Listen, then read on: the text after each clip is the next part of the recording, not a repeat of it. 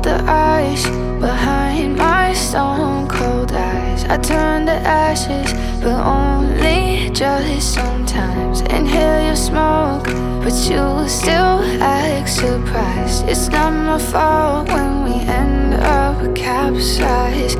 You call me crazy now, but you don't understand. I'm calling out to you. Can you hear a thing? 'Cause you lit the match that ignites the flame. I'm the TNT, but you're the spark to blame. And it's fire, burning holes inside my brain. Feel the fire, heat that melts us down again. Now it's pouring through my veins, but I said you're the spark to blame. And it's fire, burning holes inside my brain.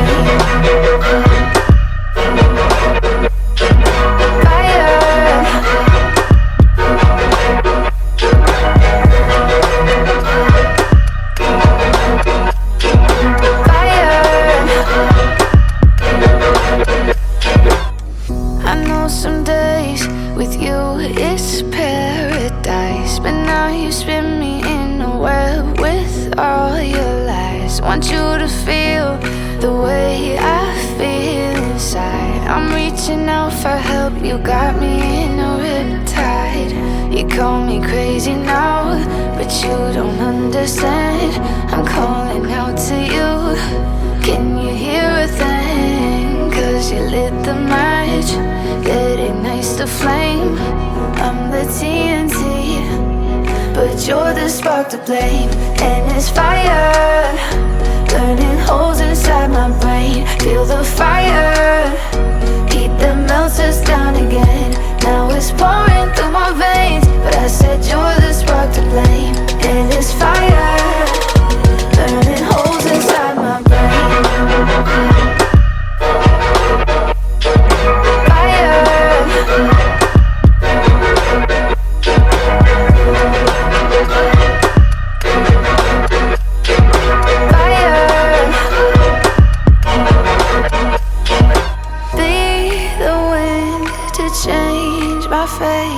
Yeah, please just blow this flame away. And I hold on for rainy days. It feels like a decade, just please come and save me. And it's fire, burning holes inside my brain. Feel the fire, heat that melts us down again. Now it's pouring through my veins, but I said you're the spark to blame. And it's fire, burning holes inside my brain.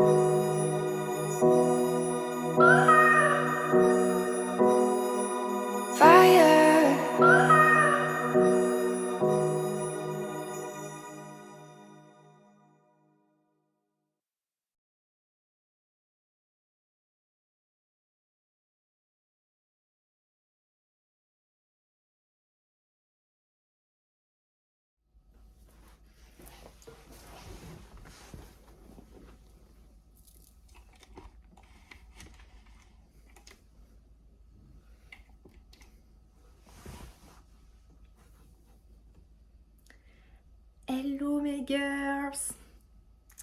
On est de retour pour vous jouer un mauvais tour? Non, Halloween c'est fini. Vous avez vu les petites images là que je vous ai insérées juste avant. C'était chouette. Voilà, ça faisait 2 ans qu'on l'avait pas refait à chasse aux bonbons parce que pandémie. Voilà, donc on avait évité. Cette année du coup, on a été de retour. On a retrouvé l'ambiance d'Halloween comme on l'aime ici au Canada, c'est-à-dire du monde, des maisons éclairées, décorées, des bonbons, des gens qui sont détendus. On a vu un mec passer avec, vous savez, les chariots. Ici, ils tirent les enfants souvent quand ils ont, plutôt que de prendre des poussettes ou quoi, des fois ils ont une sorte de chariot là. Quand les enfants sont assez grands, puis ça s'assoient dedans, puis ils étaient décorés, les chariots. Il y en avait, ils avaient mis des bols de pizza et les enfants ils piochaient, ils mangeaient de la pizza sur le chemin. Voilà, c'était cool. En rentrant, vous avez vu, on a regardé, on a mangé devant la télé, on a mangé un McDo, aïe aïe, c'est pas bien, mais bon, c'était la soirée d'Halloween. On a mangé un McDo devant le Muppets Show, spécial Halloween, c'est sorti en 2021, il datait pas de cette année celui-là, sur Netflix, si ça vous tente d'aller voir, même si je sais qu'on dit plus Halloween. Mais, non, pardon, pas sur Netflix, c'était sur Disney+. En tout cas, au Canada, c'est disponible. Mais je sais pas si les programmes sont différents suivant les pays. Voilà, on a fait ça. Et ensuite, j'ai terminé la journée par lire... Je vais éternuer. Pardon. Par lire... Vous l'avez vu aussi, le tome 1 du Manoir Sheridan, qui fait que, sans transition aucune, on passe au livre. Je voulais une ambiance, évidemment, un petit peu... Moi, je suis pas Halloween, de base, j'aime pas ça. Enfin, j'aime pas tout ce qui fait peur, etc. Donc, une soirée, là, ça me suffit. Hein, je décore pas ma maison, ni rien, j'aime pas ça. Mais comme enfin, le soir... Si j'avais pas d'enfant, à la limite, je pense que je m'en ficherais un peu plus. Mais comme on était dans l'ambiance avec tous les déguisements qu'on a vus et tout, puisqu'on est allé faire la chasse aux bonbons. Et voilà, c'était cool de regarder le petit truc, le Muppet Show sur Halloween. C'est jamais des trucs d'horreur ou quoi, que j'aime pas ça, je suis une flippette. Mais du coup, j'avais bien envie de finir la soirée avec quelque chose de mystérieux, dans le thème un petit peu comme ça, manoir, etc. Donc, j'ai vu le Manoir Sheridan. Ce qui me fait dire que j'ai reçu un premier colis Glénat. Vous vous rappelez, dans le dernier vlog, je vous ai dit j'aurais aimé vous présenter des nouveautés Glénat. Pas des nouveautés de service presse Glénat. Mais c'est surtout que le tome 2 est une nouveauté. C'est pour ça que j'avais aussi demandé le tome 1. Et en fait, ça faisait un mois et je l'avais pas reçu. Et je m'étais dit, bon, je vais contacter Glénat et tout, je vais leur dire que c'est sûrement perdu. Et en fait, hier, j'ai reçu un premier colis qui contenait que 3 livres sur 8. Donc je pense que... enfin, c'est pas un oubli parce que dans le bordereau qu'il y avait à l'intérieur, il y avait marqué dans ce colis 3 total de la commande 8.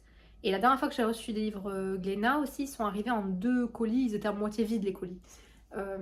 C'est le centre de distribution, la Hachette, qui les envoie. Bref, je sais pas pourquoi il doit avoir une raison particulière de faire comme ça. Peut-être que ça part de 2 entrepôts différents, je ne sais pas. En tout cas, j'ai reçu du coup que 3 livres Glénat hier, dont celui-là. Donc ça tombait pile poil, je l'ai reçu le jour d'Halloween, j'étais très contente. Ce qui veut dire que j'ai grand espoir que le deuxième ne soit pas perdu. Mais j'ai remarqué que dans l'adresse que Hachette utilisait, il manque le dernier chiffre de mon code postal. Donc je me demande si c'est pas ça qui retarde les envois. J'espère que il fait très sombre là, j'ai ouvert le rideau.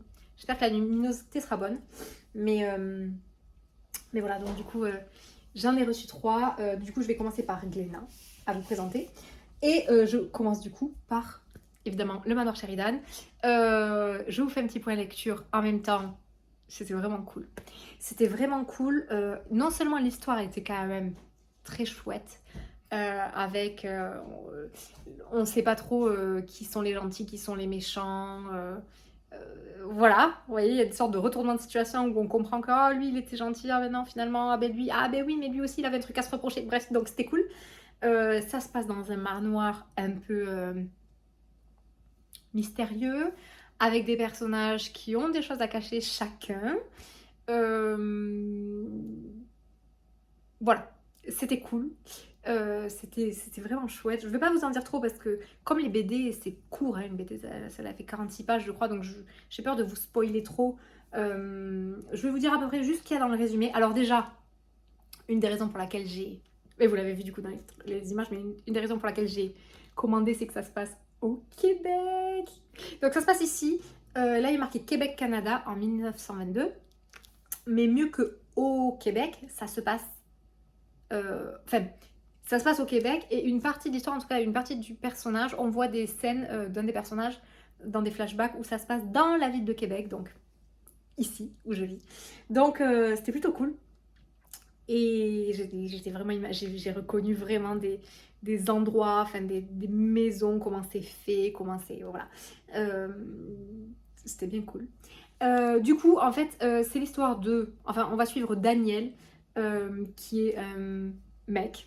Ensuite, après avoir volé la caisse d'un magasin général, et en fait, du coup, il fuit avec son traîneau sur la glace. Son traîneau, il passe sur un lac gelé, comme c'est le cas souvent ici l'hiver. Sauf qu'il passe à un endroit où la glace était trop fine.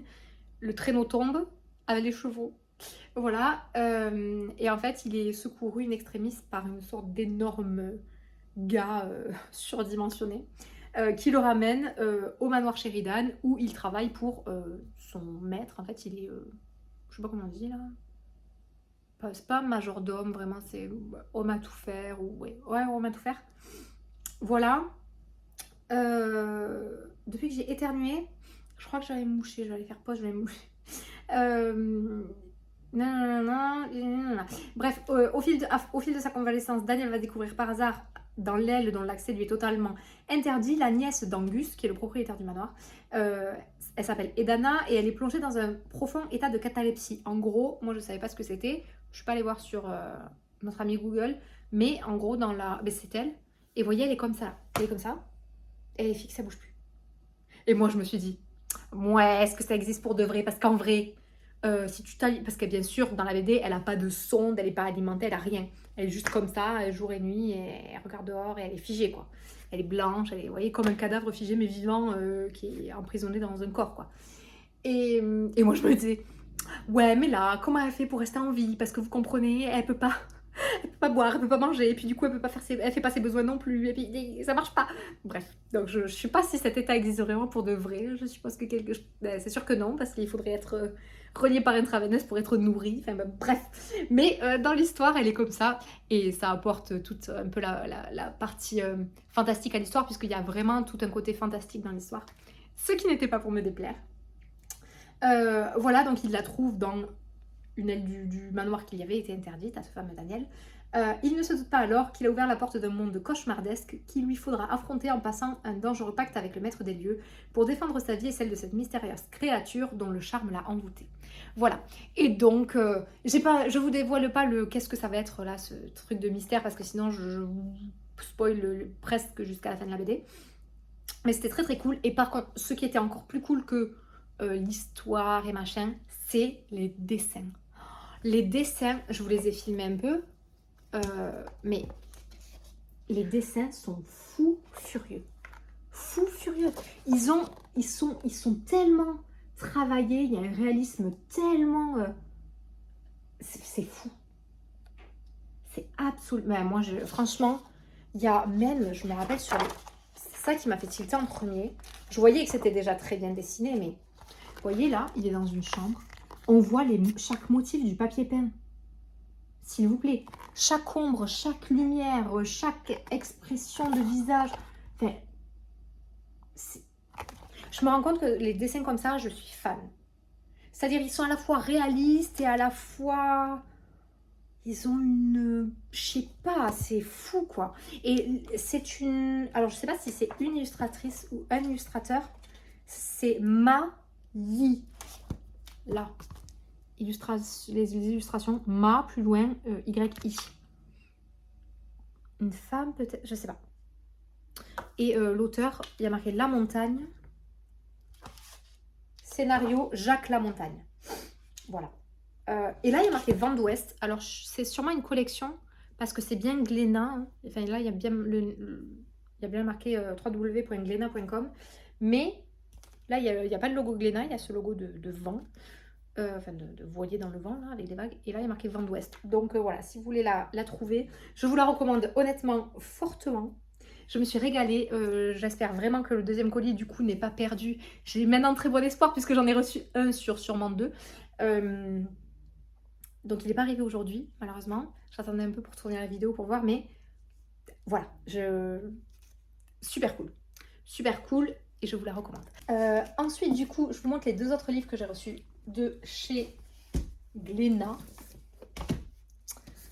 Alors, j'espère que je vais recevoir les autres et que je pourrai vous les montrer. Alors, j'en ai reçu un que, évidemment, vous avez sûrement vu passer partout, je sais pas, mais enfin que vous savez sûrement qui est sorti, ou bref, puisque son autrice est quand même très active sur les réseaux sociaux. Je suis fan de son travail. J'étais déjà fan de sa précédente BD, dont je vous avais parlé, qui était Radium Girl. Et donc, pour celles qui savent, vous savez que Si a sorti une nouvelle BD avec Marc Dubuisson au scénario. Marc Dubuisson, c'est celui qui tient le compte Instagram qui s'appelle Un Pied. Je crois que c'est Un Pied. Qui fait des dessins humoristiques. Donc c'est Marc Dubuisson au scénario qui est là dans un registre qu'il n'a jamais exploré puisqu'on est sur du récit fantastique. Voilà. Et Si, qui est donc Cyrielle, mais de son nom de plume Si, C-Y, qui est à l'illustration, évidemment. Sa précédente BD Radium Girl, que j'ai juste là et que j'adore, était au crayon de couleur. Et là, on la retrouve dans une BD avec sa nouvelle passion, celle dont elle... c'est ce qu'elle pratique maintenant depuis au moins... Depuis 2019, je crois. Je crois qu'elle disait qu'elle avait découvert, donc c'est à l'encre, elle avait découvert l'encre traditionnelle. Enfin, c'était vraiment exercé à l'encre traditionnelle. Je crois que c'était sur son premier Inktober en 2019. 2020. Bref, l'un des deux. Et depuis, elle travaille beaucoup à l'encre. Moi, tout ce que j'ai vu passer de ses illustrations, c'était toujours à l'encre. Et donc, elle sort sa première BD à l'encre. Oui, première BD, parce que les autres BD, enfin les autres livres qu'elle avait fait avant Radium Girl, il me semble pas que c'était à l'encre. Voilà, donc si vous ne la connaissez pas, vous pouvez aller la retrouver sur Instagram, donc Marc Dubuisson, Un Pied, et Si, c'est Si, donc Yé comme Yeah, Y-E-A-H, et Si, c'est Y, tout accroché. Donc le tome 1, Lana et l'Entremonde, c'est une série qui est prévue en 4 tomes. Un par an, normalement. Voilà, je l'ai lu aussi. Je l'ai lu dès qu'il est arrivé parce que j'étais trop fan. Je l'attendais vraiment depuis qu'il est sorti il y a à peu près un mois. Je vous montre les beautés. Voilà, là ça nous dit juste, c'est ici l'entremonde. Ouais, même que, comme disent les anciens, il ne connaît de limite que celle de l'imagination. Bon, et en gros, pour vous faire le topo, j'ai beaucoup aimé... merci Glénin de mettre à la fin toujours des interviews des auteurs, autrices, et un peu des making-of, j'aime beaucoup. Donc en gros, c'est l'histoire, on va suivre Anna, évidemment. Ça se passe en Espagne, si je ne dis pas de bêtises. À l'époque de Christophe Colomb. Voilà, donc en fait, Anna et son compère qui s'appelle Fernando. Est-ce qu'il s'appelle Fernando?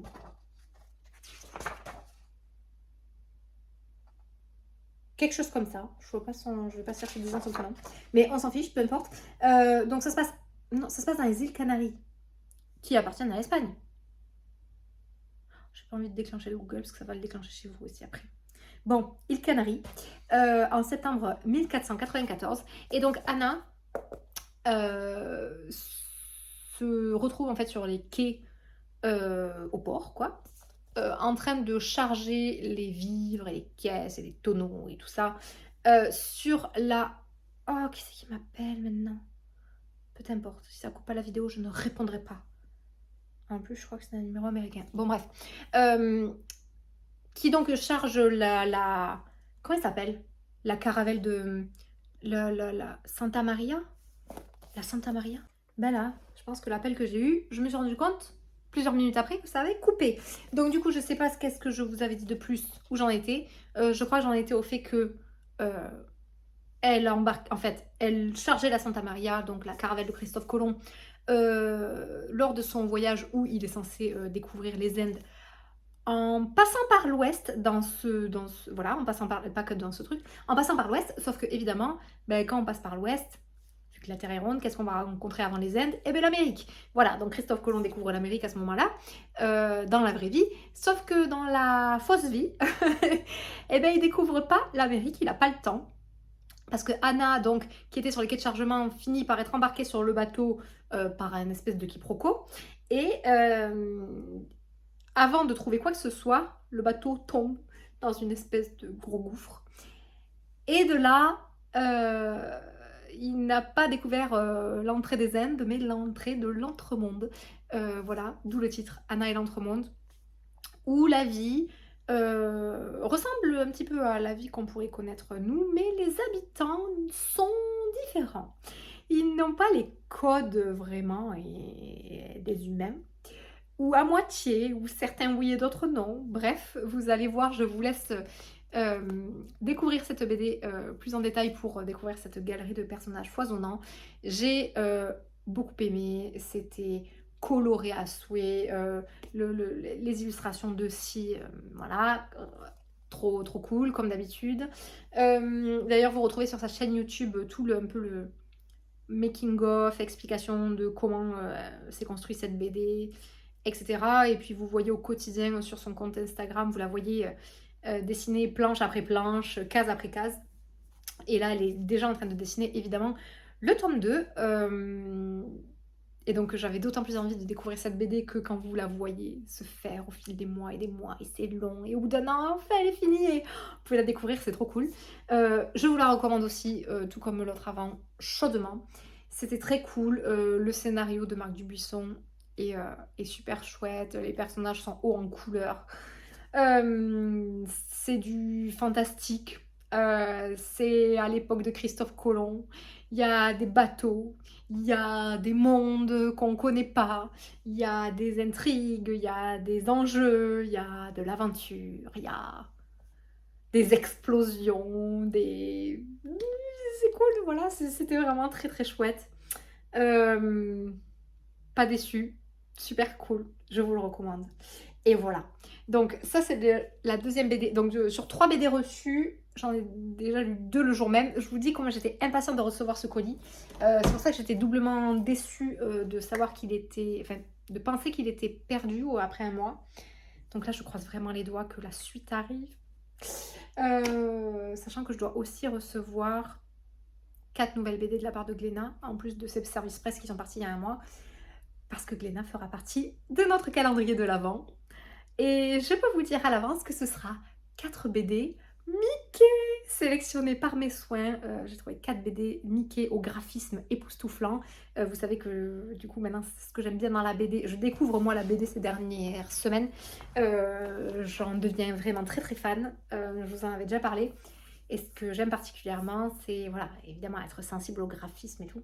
Donc je vous ai sélectionné 4 BD Mickey qui sont trop cool. En fait, ils ont l'air trop cool. Les graphismes sont géniaux. Voilà. Donc, je vous montrerai ça. En attendant, on va déjà attendre que le deuxième colis de Léna arrive. Allez, ça va le faire. On espère qu'il n'est pas perdu.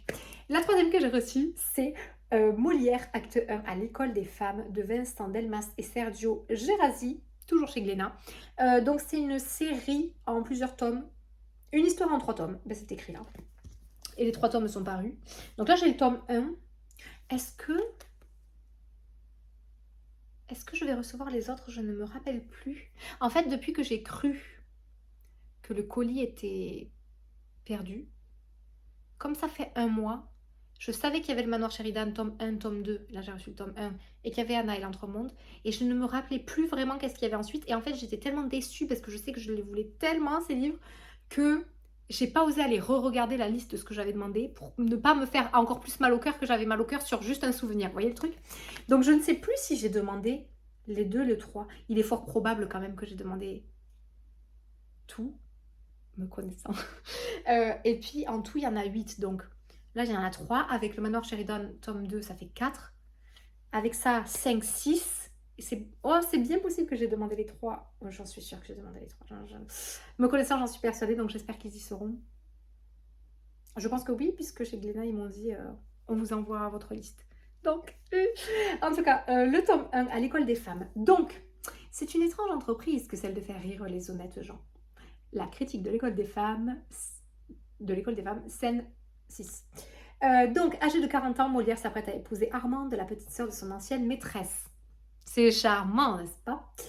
Madeleine Béjart. C'est dans ce contexte sulfureux, ben oui, qu'il écrit L'école des femmes, ridiculisant avec férocité la domination du sexe dit fort, hashtag les hommes, et l'institution du mariage. Rapidement, les attaques pleuvent et l'Église demande au roi que la pièce soit interdite. Mais pour certains ecclésiastiques, c'est l'auteur lui-même qu'il faut bâillonner.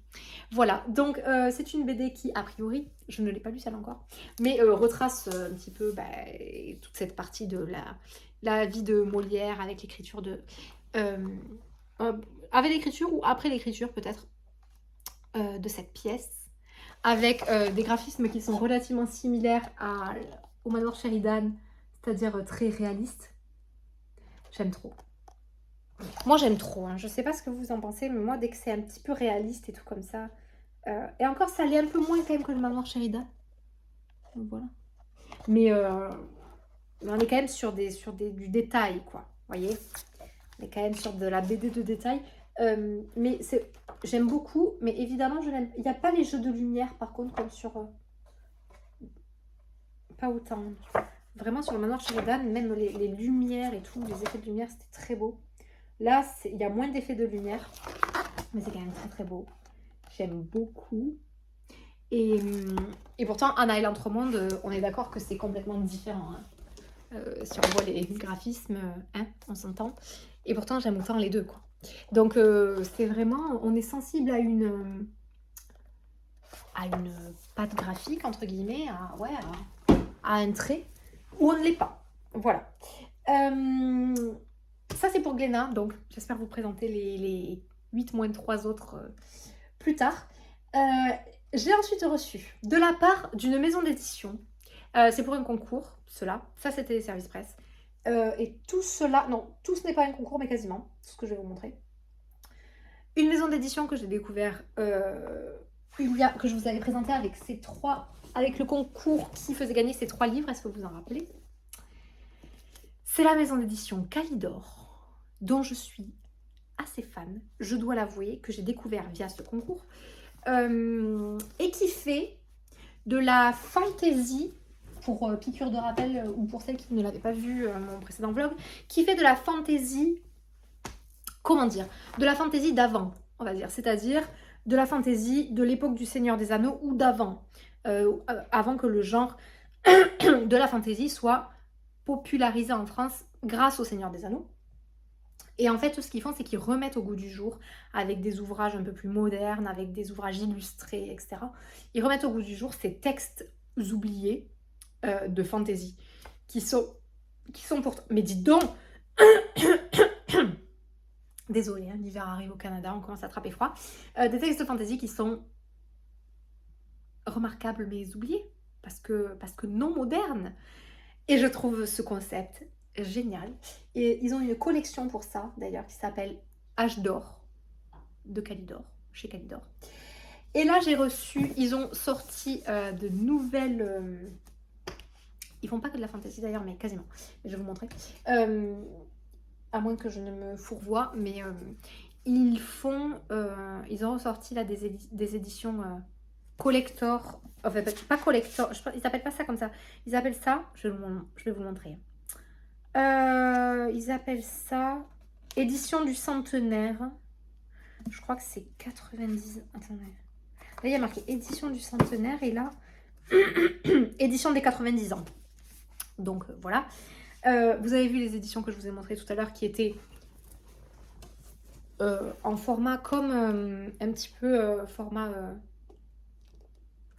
Cozy Mystery, vous savez, demi-format là, et illustré. Attendez, on en a vu passer. Voilà, illustré. Et j'adore ces éditions. Je vous en ai déjà parlé, je ne vais pas vous refaire le topo, mais j'adore ces éditions. Et là, ils ont fait des éditions encore un cran là. Et là, je voudrais qu'on salue. Alors là, c'est des grands formats. Est-ce qu'ils sont aussi grands formats? Oui, on va appeler ça grand format. Merveilleuse. Merveilleuse, merveilleuse.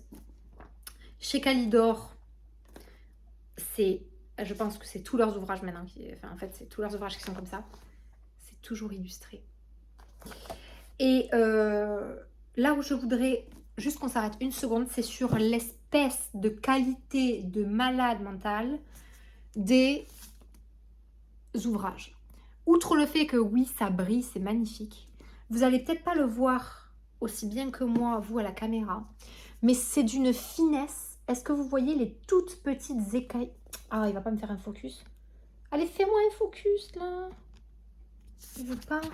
Attendez, je vais lui couvrir toute la caméra. Est-ce qu'il va me faire un focus là? Il m'en fait pas, hein. Bon. Est-ce que vous voyez toutes les finesses de chaque écaille brillante? Les finesses des traits tout fins ici, les finesses des traits tout fins là. Vous voyez là?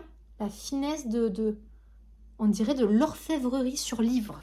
Mais franchement, en plus la qualité est un peu pourrie à cause qu'il n'y a pas une grosse luminosité. Et pareil sur celui-là, regardez les petits traits là. Est-ce que vous voyez ce que je veux dire? Même là. Les écailles, pas les écailles, les ventouses là. Regardez. C'est... Ah mais purée, il veut pas me faire un truc net. Hein. Vous le voyez là? Donc, c'est vraiment du travail d'orfèvre.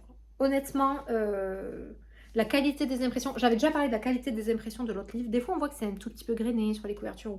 Là, mais la qualité des impressions, même les tout petits détails là, noir et blanc. Je suis scotchée.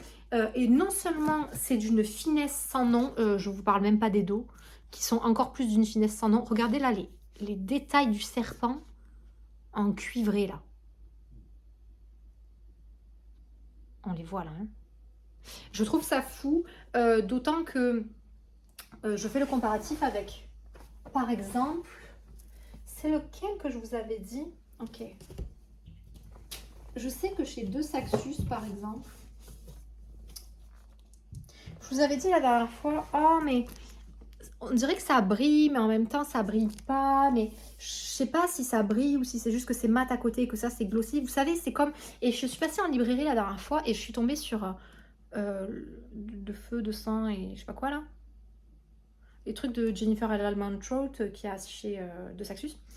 Et en fait, c'est pas vraiment des dorures, c'est comme des... C'est un peu comme celui-là, j'ai le même sentiment, c'est comme des demi-dorures. Et je suis persuadée que si on met les deux à côté... Vous voyez ce que je veux dire? Il y en a un là qui fait vraiment... C'est des dorures quoi, enfin, il n'y a pas de doute. Ok? Alors que là, c'est comme... C'est orange, un peu irisé. Vous voyez ce que je veux dire? On n'est pas sur le... Là, je trouve, hein. Après je me trompe peut-être, mais on n'est pas sur la même qualité de dorure, j'ai l'impression. Alors, je ne savais pas... Je ne savais pas qu'il existait des qualités de dorure différentes. Pour moi, il y avait dorure ou pas dorure. Mais j'ai clairement l'impression que plus je vois de livres passés qui ont des dorures, plus je peux les comparer, plus je me dis que, ok, il y en a qui sont vraiment plus brillantes que d'autres, d'autres qui sont plus fines que d'autres. Vous voyez ce que je veux dire? Voilà. Et chez Calidor, c'est... Voilà.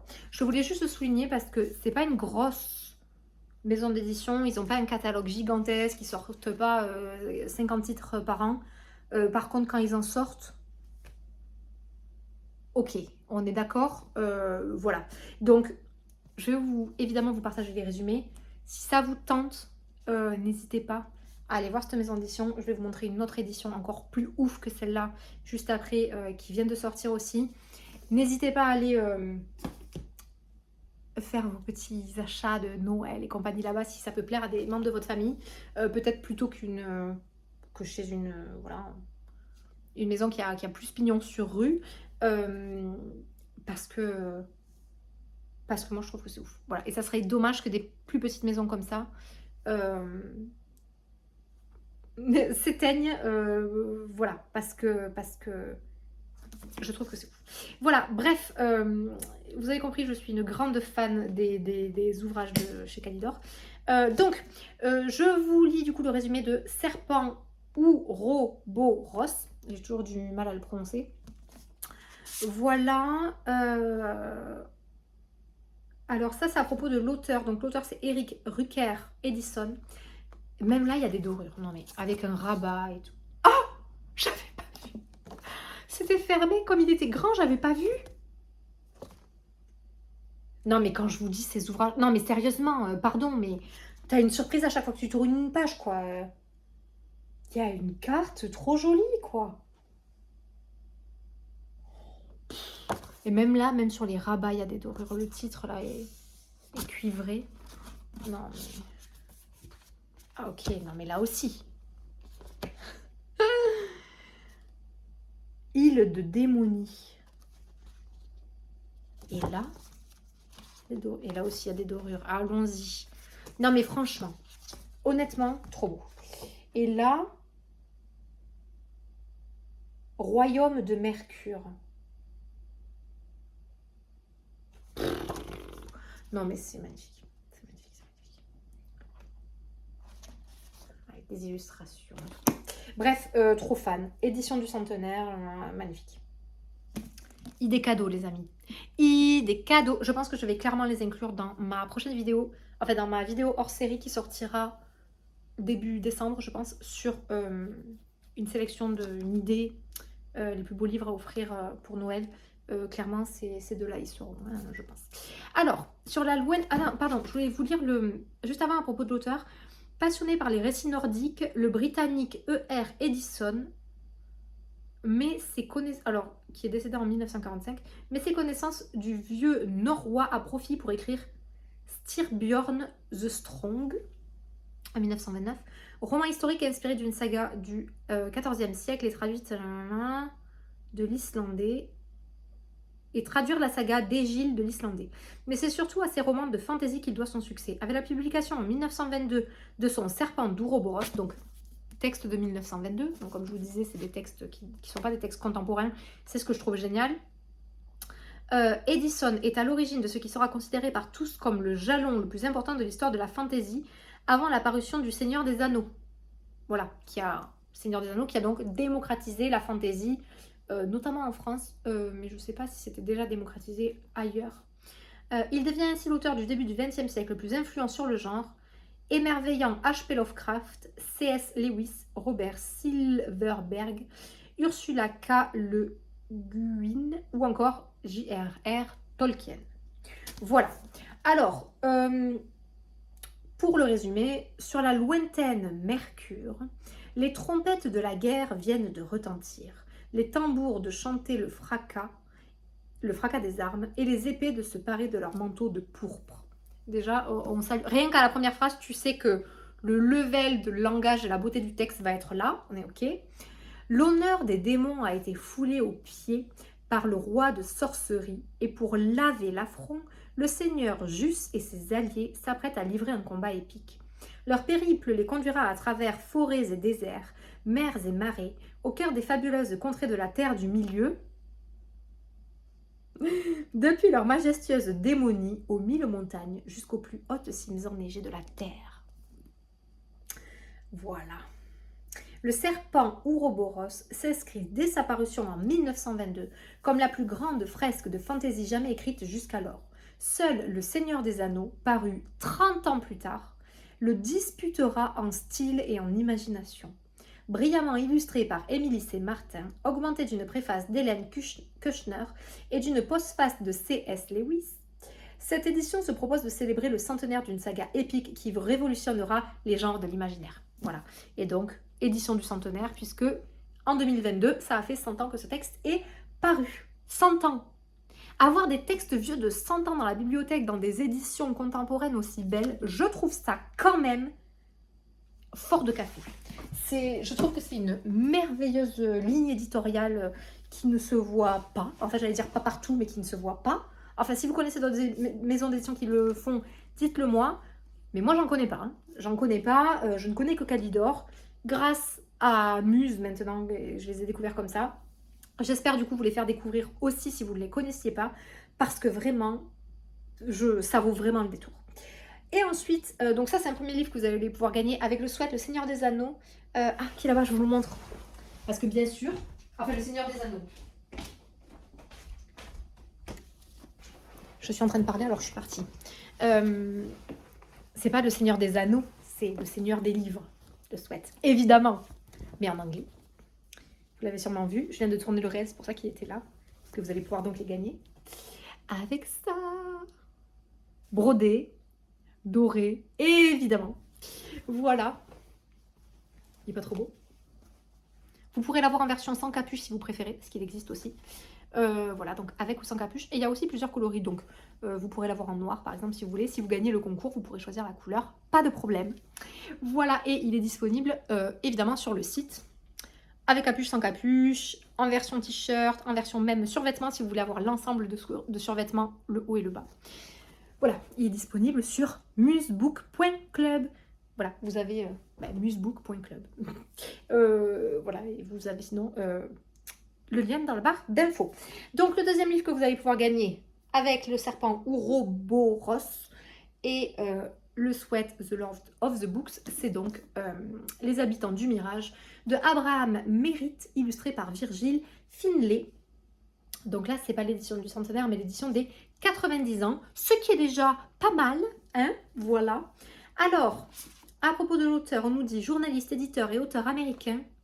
Abraham Merritt marque profondément les littératures de l'imaginaire dès la première moitié du XXe siècle, alors à ses premiers balbutiements.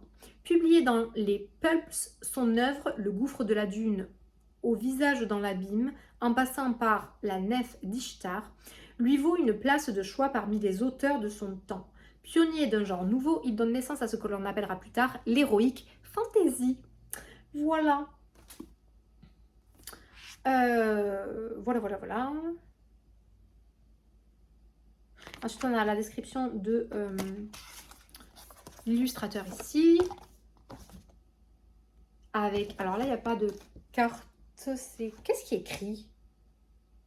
C'est quelque chose écrit à la main. Je ne saurais pas dire qu'est-ce qui est écrit. Et à la fin, j'adore les livres qui ont des rabats. Pareil. Là, qu'est-ce qu'on nous dit? Oui, ici on nous présente toujours sur les dernières de couverture chez Calidor la collection. Calidor présente l'âge d'or de la fantaisie, une collection consacrée aux écrivains de notre âge dont on a généralement oublié le nom, mais dont l'influence perdure au sein des plus grandes sagas de l'imaginaire.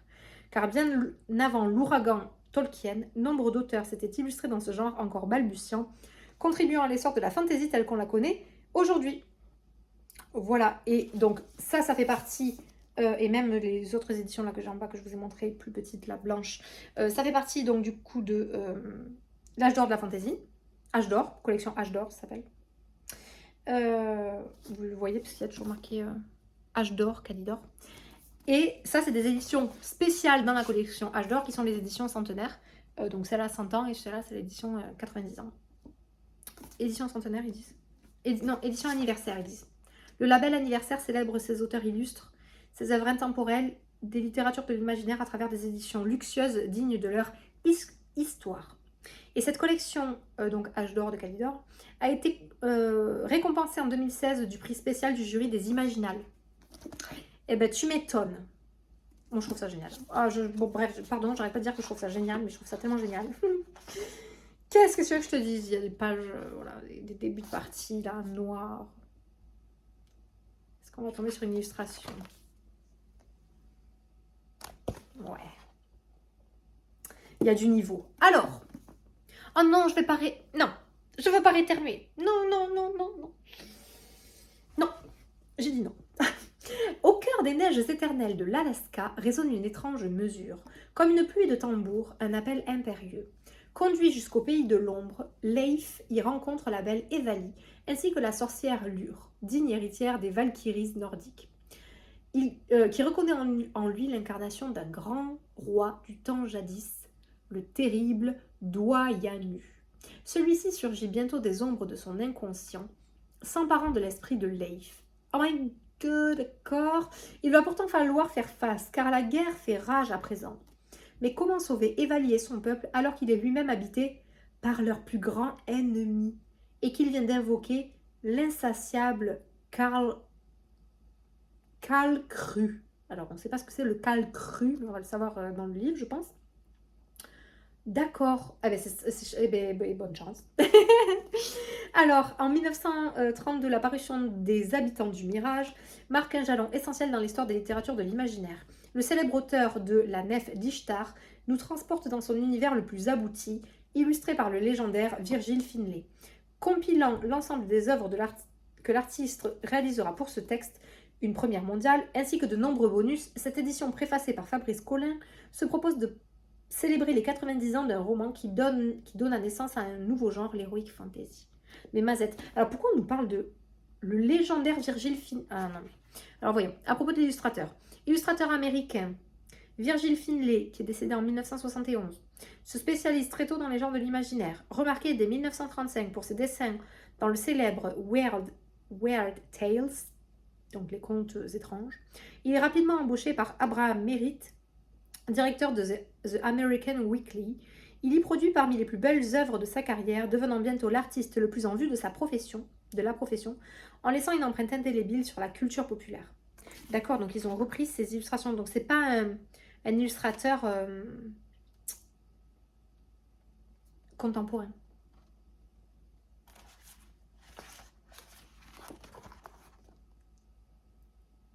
Oui, c'est une très belle édition. On est d'accord. Et ben voilà. Donc, ces deux éditions-là, ces deux livres-là, dans ces éditions-là, plus le pull, le sweat, The Lord of the Books sera à gagner. Là, quand vous voyez cette vidéo, on est la semaine du 1er novembre, là. Ben, cette semaine va être à gagner. Voilà. Et une dernière réception, toujours de chez Calidor. Et je crois qu'on a encore mis un cran au-dessus, si c'était possible.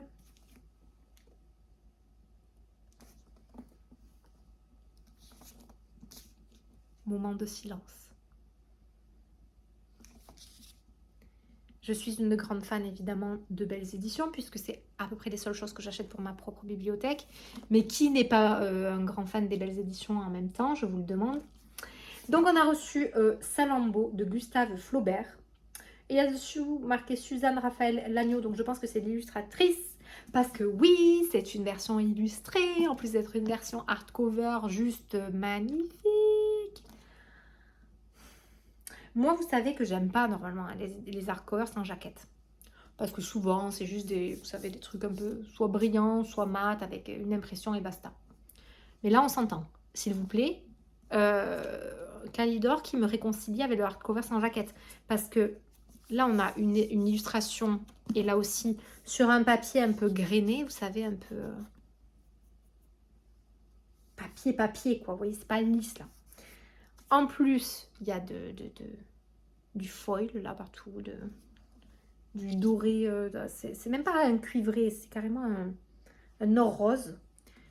Et en fait, là, vous avez toute la partie, vous savez, un peu, comment dire, cartonné, qui fait un peu carton texturé, là. Oh, c'est trop beau. Bon, voilà, qu'est-ce que tu veux que je te dise? C'est très beau. Donc, il sera à gagner celui-là aussi. Ça, c'est un concours donc, qui arrive, les deux précédents qui arrivent là cette semaine. Mais celui-là, il sera dans le calendrier de l'Avent avec le t-shirt Gustave Flaubert. Vous savez, de la collection où on a tous les t-shirts là sur Muse.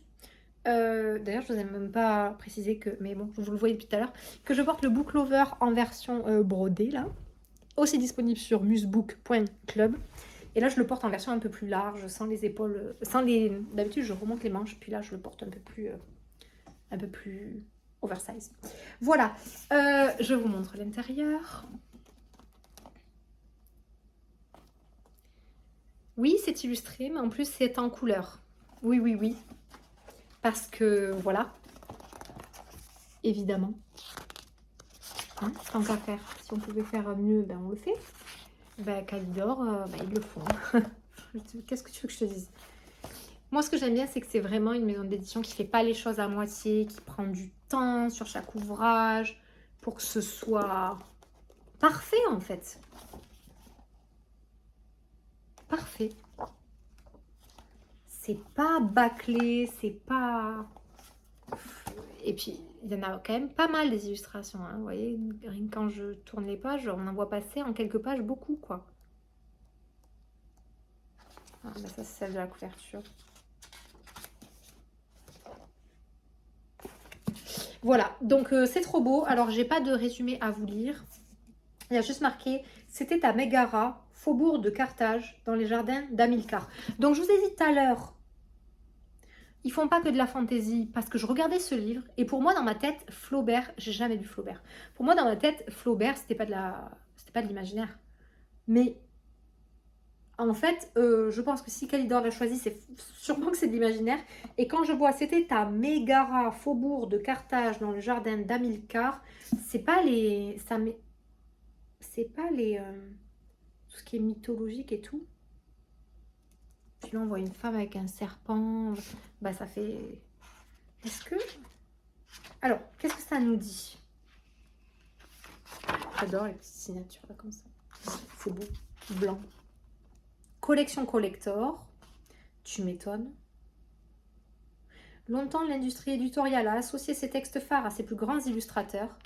Héritière d'une pratique devenue rare, la collection collector se propose de renouer avec ce riche passé en offrant de nouveau aux classiques un écrin à leur mesure. Donc c'est pour ça, en fait, moi, je pensais que Flaubert, étant donné que c'était c'est des classiques, quoi, je pensais pas, je sais pas pourquoi, enfin pour moi, c'était pas du... Moi, j'associe classique à pas fantastique, vous voyez, enfin pas... Comment on dit? Imaginaire. Illustration de Suzanne Raphaël Lagneau, préface de Daniel Rondeau de l'Académie française, postface de Thierry Fraisse. Thierry Fraisse qui est, là on voit directeur de collection, c'est avec lui que j'échange directement, il est je pense, le directeur, on peut dire, des éditions Calidore. Voilà.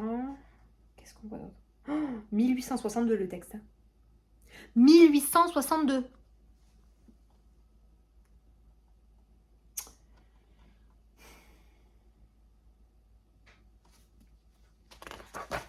Ça date pas d'hier.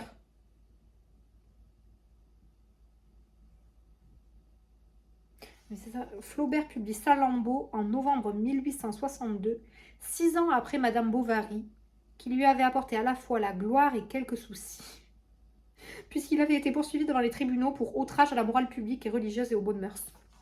Eh bien, charmant. C'était les premières... la préface, là. La première ligne de la préface.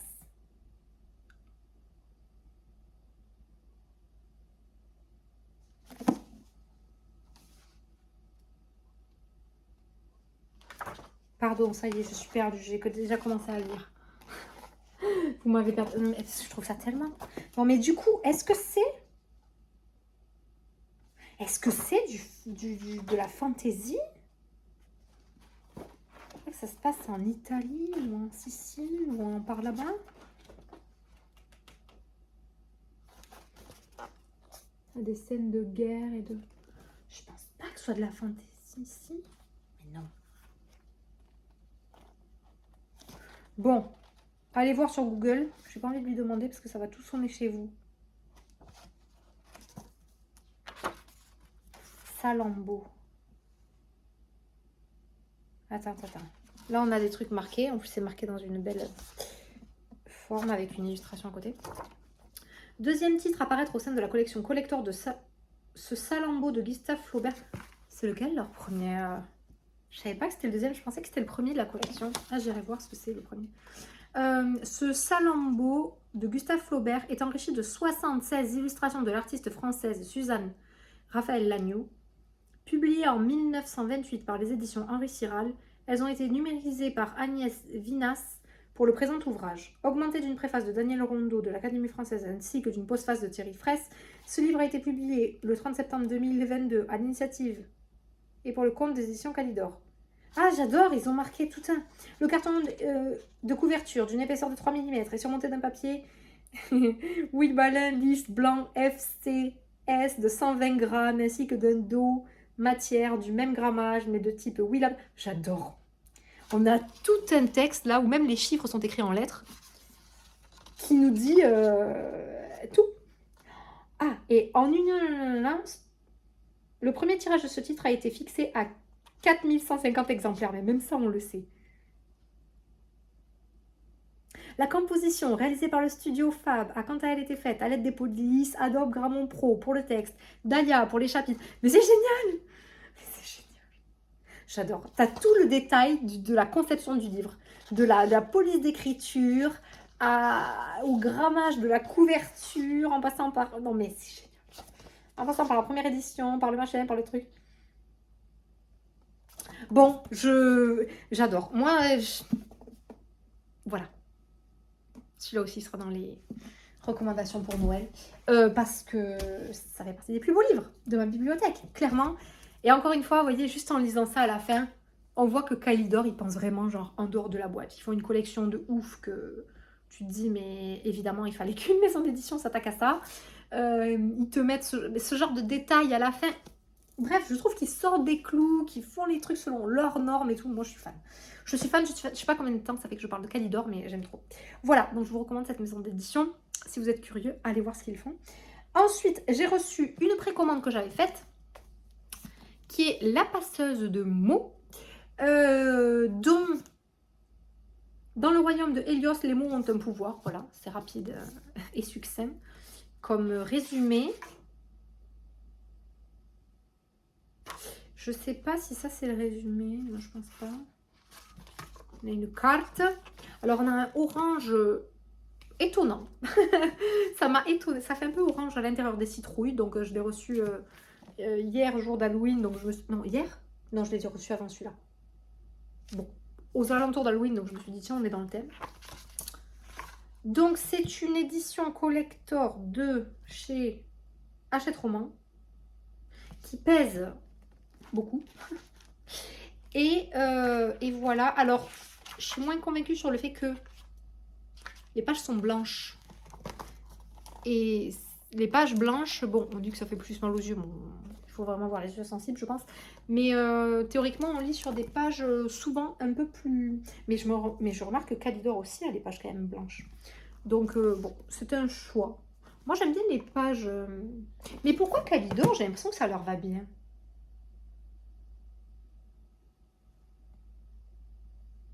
Et pourquoi là, ça me saute aux yeux? Je sais pas. Non, mais comme quoi, suivant comment le livre est fait au global, il y a des détails qui vont peut-être vous déranger sur l'un et qui vont pas vous déranger sur l'autre. Peut-être c'est parce qu'ils sont illustrés que je trouve que le choix est pertinent. Je sais pas. En tout cas, il a le petit signet, ce que j'apprécie beaucoup. Voilà, je sais pas quel est le résumé. Je sais juste que les gens l'ont beaucoup aimé. En France, oui.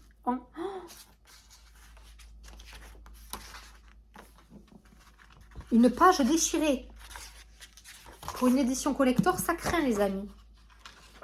Je précise que ce n'est pas moi qui l'ai déchiré. Bon, franchement, quand... Ah, mais regardez, c'est déchiré là, c'est comme enroulé. Ça s'est enroulé.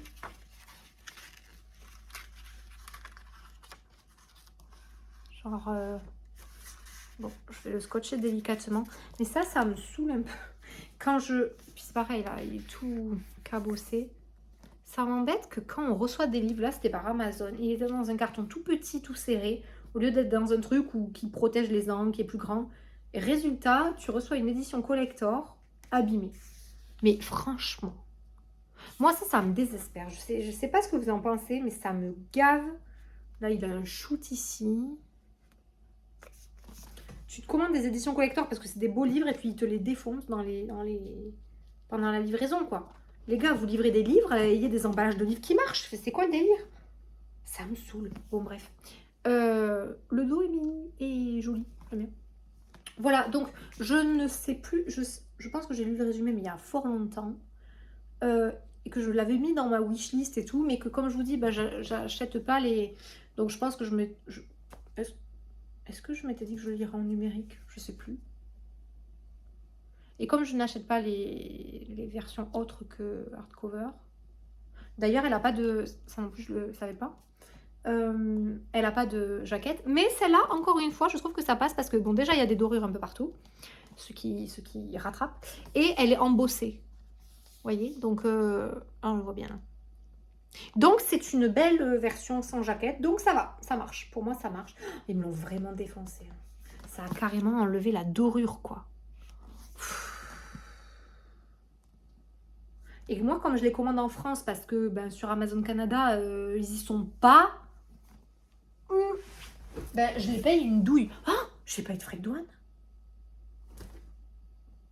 Je l'ai commandé sur Amazon, oui. Canada, non. France, je crois. J'irai vérifier. Parce que j'ai pas eu de frais de douane. Bon, voilà. Donc, je sais pas. C'est de la fantaisie. La passeuse de mots, vous avez dû le voir de toute façon passer partout. Puisque c'est pas du tout une nouveauté. Je crois que la série est déjà finie. Donc, je vais attendre patiemment que les tomes sortent. Et voilà. Et voilà. J'ai rien à dire de plus sur ce livre. Voilà, je peux passer 10 ans sur l'autre. Et puis là, j'ai pas de résumé de toute façon. Donc, et puis, je peux pas aller le voir parce que j'ai mon téléphone qui filme. Ensuite, j'ai reçu 2 services presse, puis des livres de concours de la part des éditions Grund, Solar et Hors Collection, que je reçois ensemble parce que c'est la même maison. Alors, en service presse, j'ai demandé et j'ai obtenu, et j'en suis ravie, ceci 100 pépites pour découvrir la France. J'avais demandé, en toute transparence, au compte, parce que c'est un livre qui vient d'un compte Instagram, qui s'appelle Les Pépites de France, que vous pouvez aller voir. Et je leur avais demandé, comme vous avez sorti un livre, et que notre communauté à nous est aussi française, tous nos lectrices sont françaises, est-ce que ça vous tente qu'on fasse un concours, voilà, comme on le fait avec mes éditions, quoi. Et il m'avait répondu, pour nous, les concours, c'est payant.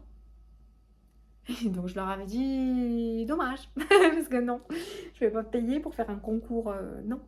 Le principe d'un concours, c'est un échange de bons procédés, ok, c'est je t'envoie ma communauté, tu m'envoies la tienne, de la visibilité, machin. Mais comme ils sont un gros compte, ils faisaient payer les concours. Et donc j'ai dit que non. Voilà. Donc du coup, je ne l'avais pas reçu cet été quand je l'avais demandé et que je voulais vous le faire gagner. Et puis, j'ai vu que c'était chez Grund, mais cet été, j'étais pas encore en... C'était cet été. Avant l'été. Printemps, je pense. Avant l'été, c'était. Sauf que je n'étais pas encore en contact avec les éditions Grund. Enfin, si, mais sans le savoir, puisque j'étais en contact avec les éditions Solar, avec qui on avait fait un premier concours. Et puis ça s'était donc très bien passé. Et donc la personne chez Grund m'a dit... Au fait, je dirige aussi Grund Beau Livre, donc elle était chez Solar, donc Solar Cuisine, Grund Beau Livre et Hors Collection. Si ça te tente, on fait des concours avec ces comptes-là aussi, avec ces collections-là. Et je dis oui. Et du coup, je dis, au fait, il y a un petit chez Grund là, elle est chez Grund Beau Livre, mais du coup elle est chez Grund, quoi. J'ai dit, est-ce que celui-là, tu penses que tu pourrais me le faire découvrir? J'aimerais bien aussi le faire découvrir à la communauté et tout. Elle m'a dit, pas de problème. Voilà, donc je vous le fais découvrir parce que moi je trouve ça génial. En plus moi je suis un peu nostalgique parce que je suis loin de la France, donc j'ai qu'une envie, c'est faire des vacances en France, faire des vacances patrimoine comme j'appelle. Voilà, mais comme on est normalement bientôt de retour en Europe, enfin bientôt, on espère cet été, on espère en juin pouvoir rentrer vivre en Europe, pas en France, en Europe. Je vous ai toujours pas dit dans quel pays. Suspense, c'est toujours le même pays, mais c'est juste, le pays ne va pas changer a priori, mais c'est la date qui va dépendre de nos entreprises, donc ça va beaucoup dépendre de notre nouvelle entreprise, en fait, complètement, en fait pas beaucoup, ça va complètement dépendre de notre nouvelle entreprise, donc si ça marche bien, on part cet été, si ça marche pas bien, on va refaire cet été. Voilà, et comme notre famille là ça commence à faire long, ça fait maintenant 4 ans qu'on est au Canada, cet été quand on est censé revenir en Europe, ça fera 5 ans qu'on vit au Canada. Donc 5 ans en ayant vu la famille que une fois du côté de mon mari et 2 fois du côté de ma famille à cause du Covid, ça fait long. Donc c'est pour ça qu'on a envie de se rapprocher rapidement. Et on a envie d'aller passer des vacances en France, voilà, découvrir la France, découvrir le plus beau aspect de la France et laisser le mauvais aspect loin derrière sans y vivre à l'année. Et donc j'avais très très envie de découvrir ce livre. Et donc je vous le présente, puisque du coup, 100 pépites pour découvrir la France en une journée, en 1 heure ou en un week-end, le contraire, 1 heure, une journée, un week-end. Voilà, et en fait, vous avez, parce que j'ai feuilleté les 100, et donc ça se présente comme ceci. Donc vous voyez, vous avez des chapitres, des parties en fait. Là par exemple, on a les pépites urbaines, mais au début, on a... Donc vous avez la carte de France avec tous les endroits qui vous présentent dans le livre. Ce que je trouve génial, parce que si vous êtes en mode de road trip pour les vacances, genre admettons vous passez les vacances dans ce coin, vous pouvez vous les faire tous là. Voilà, et voilà, par exemple, là, c'est la partie les pépites du littoral. Et vous avez tous les endroits, les plus beaux endroits de France et tout, à aller voir. Et à chaque fois, ça vous dit pourquoi y aller, ne repartez pas sans avoir l'anecdote, pour faire durer le plaisir, en pratique, le spot photo incontournable pour les fans d'Instagram. Et s'il y a trop de monde, il vous donne des alternatives. Donc, il y a vraiment plein de parties différentes. Voilà, et vous avez un petit peu les catégories aussi en haut. Là, par exemple, c'est être tard, c'est catégorie culture et patrimoine, rando balade, baignade d'activité nautique et panorama. Et ça change en fonction de ce que vous regardez. Là, par exemple, c'est l'île d'Ouessant. Là, vous avez rando balade, baignade d'activité nautique et panorama, mais vous n'avez pas l'autre là qui était, je ne sais plus quoi. Bref, donc du coup, ça change.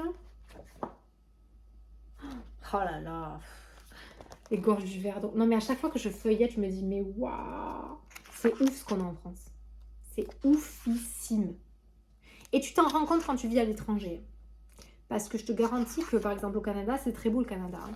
Mais il faut aimer le camping, les randonnées, les grands espaces, les sports d'hiver, la randonnée, je l'ai dit, les balades en forêt. Voilà, il faut aimer ça. Si ça, c'est pas ton truc, ben, il n'y a que ça au Canada. Vous voyez, c'est ça que je veux dire, c'est qu'en France, c'est un petit territoire et il y a ça, tu passes d'un patrimoine à un... Ici, déjà, il n'y a pas vraiment de patrimoine. Hein. Le pays a 400 ans, grosso modo. Voilà, donc il n'y a pas les châteaux qui ont 2000 ans, les machins, il n'y a pas. Et donc, c'est les seuls patrimoines que tu peux voir, c'est un petit peu juste les Premières Nations. Et encore, il n'y a pas de patrimoine à voir. C'est soit des musées sur les Premières Nations, soit... Voilà. Mais je veux dire, tu visites pas... Alors, on a visité cet été la plus vieille maison de l'île d'Orléans. Donc l'île d'Orléans qui est pas loin là, de Québec. Et qui avait, je sais plus quel âge, je vais pas te dire une bêtise. Je sais plus, une centaine d'années ou 150 ans. C'est le plus vieux truc que tu vas visiter ici, quoi. Enfin, je veux dire, il y avait rien, quoi. Les villes se sont bâties... Enfin, c'est récent, il n'y a pas l'histoire comme voilà. Donc ici, il n'y a pas tout ce qui est patrimoine. Voilà, nous on aime bien, donc déjà, bon. Et puis, il n'y a pas la variété de paysages que tu as en France. En France, tu as les montagnes, tu as l'océan, tu as les campagnes, tu as des régions un peu plus arides, tu as des trucs de fou, en plus du patrimoine. Et donc, dans le patrimoine, tu as les beaux villages, tu vois, style Rocamadour et tout. Bah, l'île Rocamadour, hein, je vais mettre 10 ans à le trouver, mais Rocamadour, ici, il n'y a pas. Et donc, en plus de ne pas y avoir, ben, ici, c'est juste de la forêt, des lacs, des grands espaces. En gros, hein, un peu des montagnes, mais des petites. C'est pas les Alpes, hein, des petites. Et c'est tout. Voilà, et sinon, après, c'est des grandes villes, style Toronto, Ottawa, un peu à la New York, quoi, les grandes villes américaines. Et voilà, ou les petites villes, comme je vous filme souvent, dans lesquelles tu passes, où tu as vraiment toute une architecture américaine. Mais c'est pas du patrimoine, c'est pas du paysage changeant, tu vois ce que je veux dire, c'est... Non, ici, tu es sur l'autoroute, tu traverses, tu prends la transcanadienne qui fait est-ouest du Canada en one shot. Ben, c'est des forêts des champs, des forêts des champs, des forêts des champs, des forêts des champs. C'est que ça, c'est des sapins et des espaces vides et des sapins et des espaces vides et des sapins et des plaines et c'est tout. Donc, il n'y a pas tu vois, les gorges comme ça, comme du Verdon, il n'y a pas les calanques de Cassis, il n'y a pas. Donc, ça, il nous tarde. Hein. De retour au... Et en plus, ce qui est merveilleux, mais vous vous en rendez pas compte, vous, quand vous vivez en France, c'est que c'est un petit pays. C'est-à-dire qu'en une journée, vous le traversez en voiture, vous voyez plein de trucs différents, tout est à portée de main. C'est ce que je veux dire, un coup de voiture et t'es là, et un coup de voiture et... Ici, juste pour aller voir, je sais pas quoi, faire une sortie, tu roules 3 heures minimum et t'as vu que des sapins. Hein. Enfin, tout est immense ici, c'est grand, tu traverses pas le Canada en un jour, il te faut plusieurs journées pour aller à Vancouver, tu vois ce que je veux dire, c'est... Bon, c'est une autre réalité. Et donc ça, il nous tarde d'être en France avec des petits pays européens, ça aussi, tu passes d'un pays en un pays, d'un coup de voiture, tellement tout est petit. Enfin, en gros, l'Europe, c'est le Canada. En termes de taille, le Canada, c'est le deuxième plus grand pays du monde après la Russie. Donc, c'est gigantesque. Et en plus, toutes les frontières sont fermées. Ben, toutes les frontières, il n'y en a qu'une en fait. Ben, en gros, il y en a deux. Tu as le Canada, puis en haut, tu as l'Alaska qui appartient aux États-Unis. Donc, tu as une petite frontière, mais en gros, il n'y a personne qui va là. Et ensuite, tu as une seule grande frontière qui est les États-Unis en dessous, qui est une frontière qui n'est pas libre, hein, c'est une frontière fermée, quoi. Alors qu'en Europe, tu pars de la France, tu vas en Espagne, en Italie, machin, t'as pas de frontière en fait. Tu continues à rouler, et puis oh, j'ai changé de pays, tu t'en rends compte parce que la radio, elle a changé, quoi. C'est merveilleux. Enfin, franchement, ne pas payer de frais de douane quand tu te fais livrer des trucs, des machins. Non, mais tout ça, là, on s'en rend compte vraiment quand on est à l'étranger. Bref, pour ça, il nous tarde vraiment de rentrer. Vraiment, vraiment, vraiment. Et c'est pour ça qu'on a d'autant plus envie de pouvoir rentrer en juin, avant l'été, quoi. Pour pouvoir passer un été en France, avant d'aller s'installer dans le nouveau pays. Voilà. Bref, c'était pour ça. Je voulais vous faire découvrir ce livre-là. Il vaut le détour. Franchement, je pense que vous ne serez pas déçus. Donc, je vous le recommande également.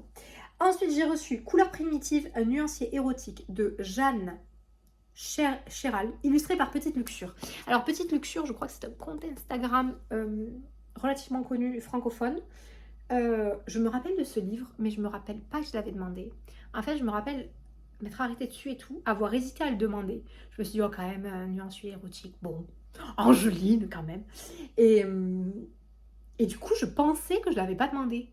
Et quelle ne fut pas ma surprise quand je l'ai trouvé dans le colis. Je l'ai forcément demandé, puisque sinon, bon, déjà, il me l'aurait pas mis. Puis pourquoi il se serait trompé à m'en mettre un de plus, comme par hasard, un sur lequel je m'étais arrêtée? Non, je pense que je l'ai demandé. Finalement, j'avais osé le demander. J'aime trop elle est trop belle, je trouve. L'illustration, c'est de l'aquarelle, non?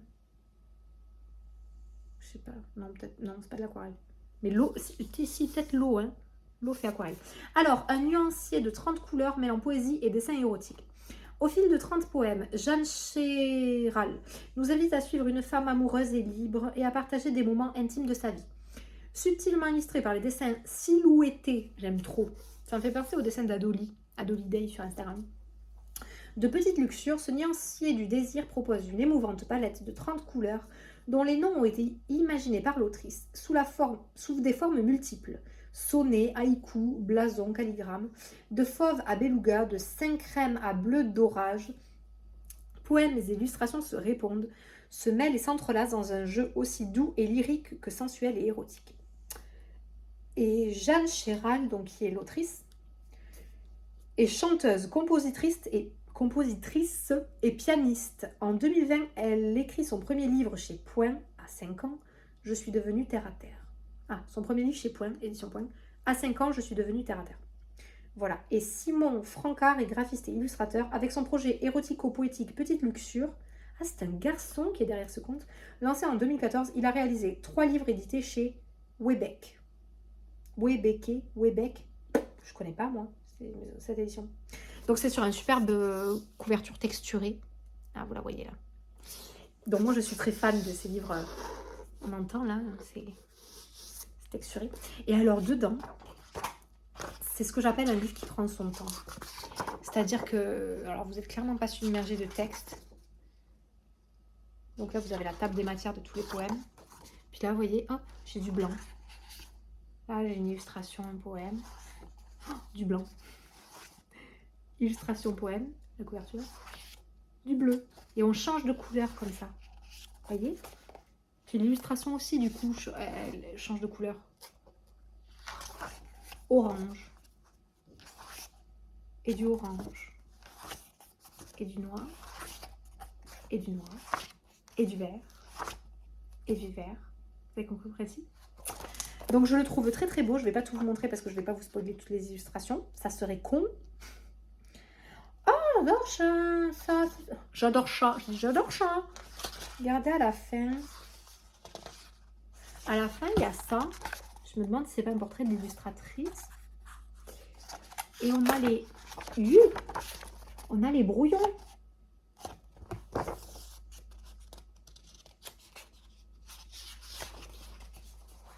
On a les brouillons.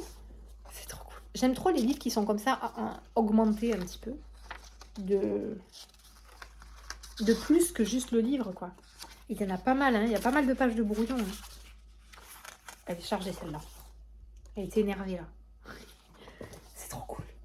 et le signer en tissu. Voilà, encore un beau livre à feuilleter que j'avais envie de vous faire découvrir du coup, que je ne pensais pas que je pourrais vous faire découvrir et que finalement je vous fais découvrir. Voilà, donc ça c'est très très cool. Ça c'était pour les 2 services presse. Et ensuite, les livres que j'ai reçus, alors c'est le 2e ou 3e carton que je reçois de chez Grund, 3e je crois. J'entends des bruits, non? Ah, c'était les enfants. Et je vais en recevoir un 4e puisqu'il y a beaucoup de concours, il y a au moins 4 concours avec eux sur le calendrier de l'Avent et c'est que des beaux livres et des gros livres. Donc ça vient en plusieurs colis. Dans le concours Solar Cuisine, vous allez avoir celui-là de plus. Donc c'est le 4e que je vous montre avec les vlogs d'avant. Et il y en a un 5e normalement, je crois, qui arrive. Donc c'est Charles et Ava, une année de pâtisserie. Donc 50 recettes tout au long de l'année pour devenir un champion de la pâtisserie. Avec une préface de Philippe Conticini, ce qui est cool. Et alors, je pense que... Alors, vous les connaissez peut-être. Je sais pas s'ils sont connus sur TikTok ou sur Instagram. Instagram, je pense. Parce que là, on a leur Instagram. Et aussi, ils ont une chaîne YouTube. Alors, autodidacte virtuose, Charles et Ava s'inspirent des plus grands pâtissiers pour créer des gâteaux qui vous font rêver. Découvrez dans cet ouvrage 52 pâtisseries pour autant de douceur tout au long de l'année. Crème pâtissière, chou, ganache, chantilly, mais aussi financier au praliné. Paris-Brest tiramisu, religieuse popcorn, tartelette chocolat noir. Ces recettes de tout niveau vous emportent au fil des saisons. En bonus, des flashcodes pour accéder aux vidéos des recettes. C'est cool ça. J'ai pas vu les flashcodes. Et c'est mois par mois. Et là, c'est juin par exemple. Donc c'est en fonction... Ah, j'adore, ça sent les cahiers d'école neufs. Et vous avez aussi... Ah oui, les flashcodes. Vous avez des recettes pour faire des pâtisseries, mais vous avez aussi des recettes pour faire comme des bases. Vous voyez, là, par exemple, c'est pour faire la crème d'amande. Et vous avez les flashcodes, là. Bah, c'est génial. Ah oui, il y a des flashcodes partout. Mais c'est trop bien. Non, mais ça, c'est franchement, tous les livres de recettes devraient avoir ça. Hein. Alors, pas partout. Il n'y en a pas partout. Si, non. Par exemple, celle-là, qui est la recette de couverture. Bon, là, il n'y a pas de flashcode. Par contre, elle est bien détaillée, la recette. Et elle se finit là, la recette. Donc là, il n'y a pas de flashcode, par exemple. Et ça, c'est trop bien, hein, les flashcodes. Oh, par contre, par exemple, celui-là. My God, la liste d'ingrédients. Hein. Parce qu'il faut des ingrédients pour faire le praliné sésame noir, des ingrédients pour faire le financier sésame noir, des ingrédients pour faire le crème vanille et des ingrédients pour faire la ganache montée yuzu. On se croirait dans le meilleur pâtissier. Moi, ça me donne très envie parce que, comme je vous ai dit, j'ai envie d'apprendre la pâtisserie grâce à des livres de cuisine. J'aimerais justement essayer de n'apprendre qu'avec des livres, voir si c'est possible. Je vous en ai parlé précédemment. J'ai envie de me faire un défi comme ça. J'apprends la pâtisserie dans les livres et faire ça sur YouTube. Mais pour l'instant, je ne trouve pas le temps. Évidemment, voilà, avec des entreprises à gérer, enfin une à gérer, une à lancer. Je ne désespère pas. Mais j'avoue que j'ai très envie. Oh, mince, il est 4h20, je devais faire un gâteau au yaourt. C'est mon gâteau préféré. J'oublie. Je suis deg. Non, je suis deg. Bon, bref, sur ces entrefaits culinaires, pardonnez-moi. Ensuite, j'ai reçu un des livres qu'il y aura dans le concours hors collection, dont je vous ai présenté des livres précédemment, dont vous vous rappelez peut-être le gros et grand et merveilleux livre Game of Thrones, les costumes. Oui. Et bien, vous allez pouvoir gagner un autre très grand et beau livre. Ceci. Oh là là, je suis trop contente de pouvoir vous faire gagner ces livres-là. C'est ouf, je trouve ça ouf. Donc la grande encyclopédie du Hobbit, sachant que vous allez pouvoir gagner aussi la petite encyclopédie du Merveilleux, que je vous ai présentée précédemment. C'est de Damien Bador, Coralie Poteau, Vivienne Stoker et Dominique Vigo. Mention spéciale à la couverture qui est magnifique. Qui est c'est aussi un peu là doré là. Elle est trop belle. Oh, regardez l'œil là. Je vous le montre en détail. Trop beau. Je voulais vous montrer dedans les illustrations qu'il y a. Et bien sûr, je voulais vous montrer en premier Bon, pas en premier parce que je tombe pas sur lui en premier. Voilà. Saruman. Et pas Saluman. Saruman.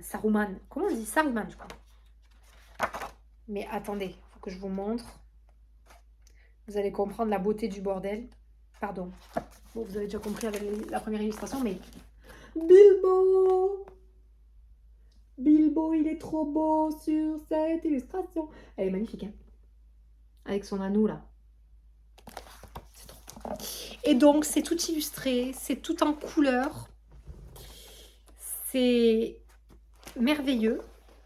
Et vous avez chaque tout, hein, chaque personnage, chaque objet, chaque... Regardez comme c'est beau. Bon, c'est beau, mais celui-là, il fait flipper un peu. J'aime bien, il y a un mix avec des illustrations comme ça aussi. Ah, passer une... Ah, je les passe toutes. C'est trop beau. Voilà, vous allez pouvoir le gagner. Une encyclopédie illustrée de dessins originaux pour approfondir vos connaissances de l'univers de Tolkien et retrouver la magie du voyage inattendu de Bilbo. Cet ouvrage, véritable prolongement des aventures de Bilbo, vous permet d'explorer la Terre du Milieu, de décrypter l'alphabet employé par les nains, ça c'est génial, et de découvrir les sources légendaires où Tolkien a puisé son inspiration. Une centaine d'entrées, réparties en 7 grands chapitres, décrivent avec précision les personnages du roman, les lieux visités par Bilbo, les créatures rencontrées par l'expédition, les objets magiques qui parsèment la quête, ainsi que les grands mythes et légendes, qui ont nourri l'imaginaire de Tolkien. Tout comme le Seigneur des Anneaux, l'aventure de Bilbo, Gandalf et les 13 nains devenus apatrides, je sais pas ce que ça veut dire, n'est pas une gentille histoire destinée à endormir les enfants sages.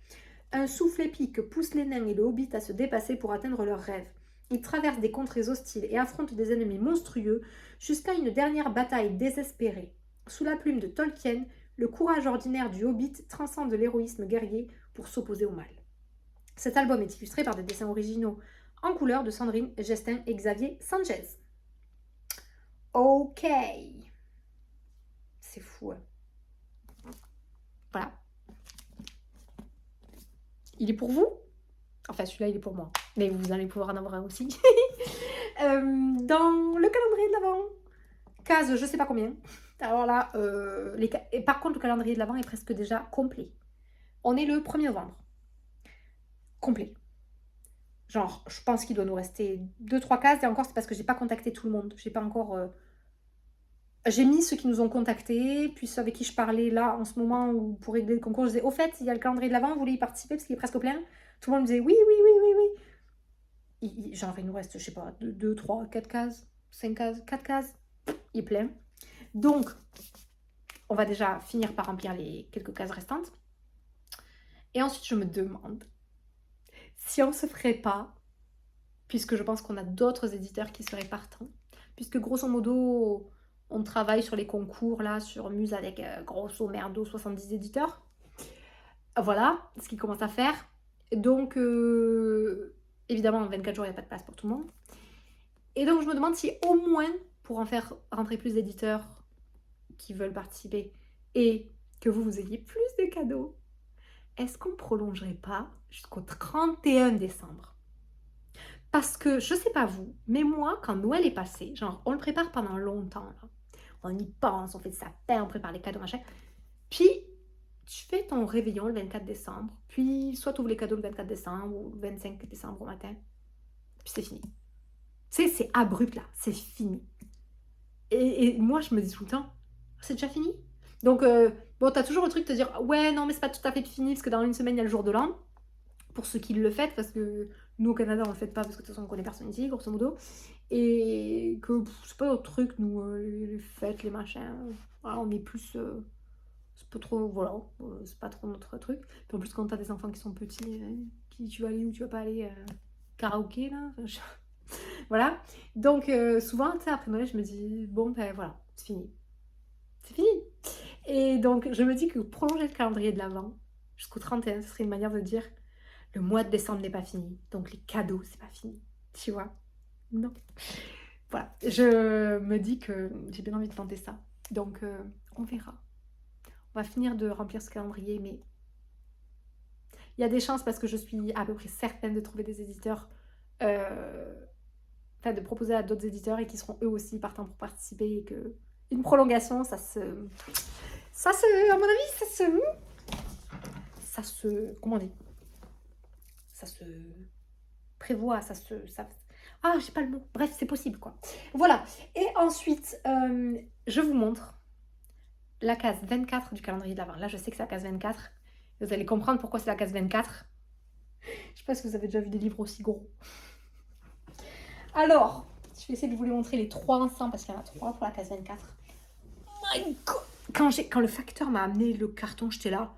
C'est une blague comment il est lourd. J'ai compris. J'ai compris après. Vous allez voir pourquoi. C'est lourd. Voilà votre cadeau du 24 décembre. Ouh! Ça.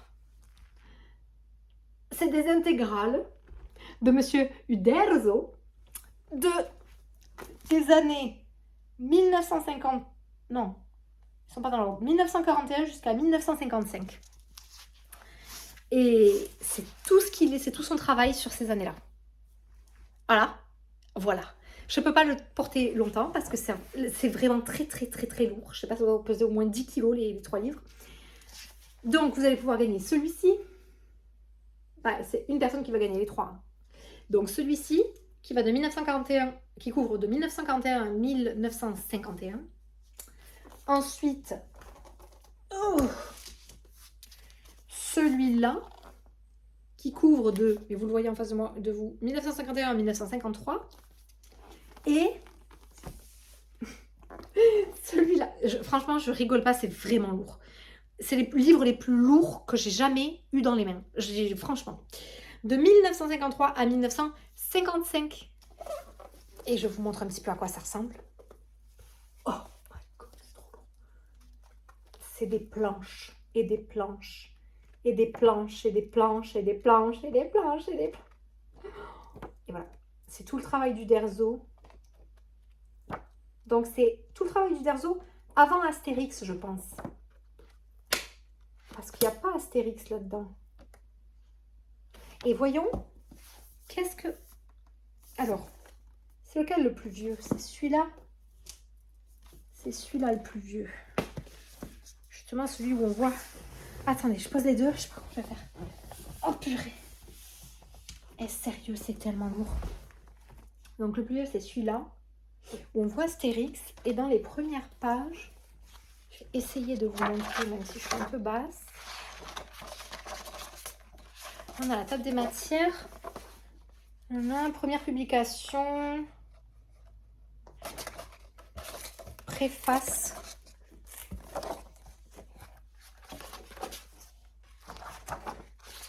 Là, je pense qu'on a vraiment un peu les débuts. Là, on a des croquis d'Astérix.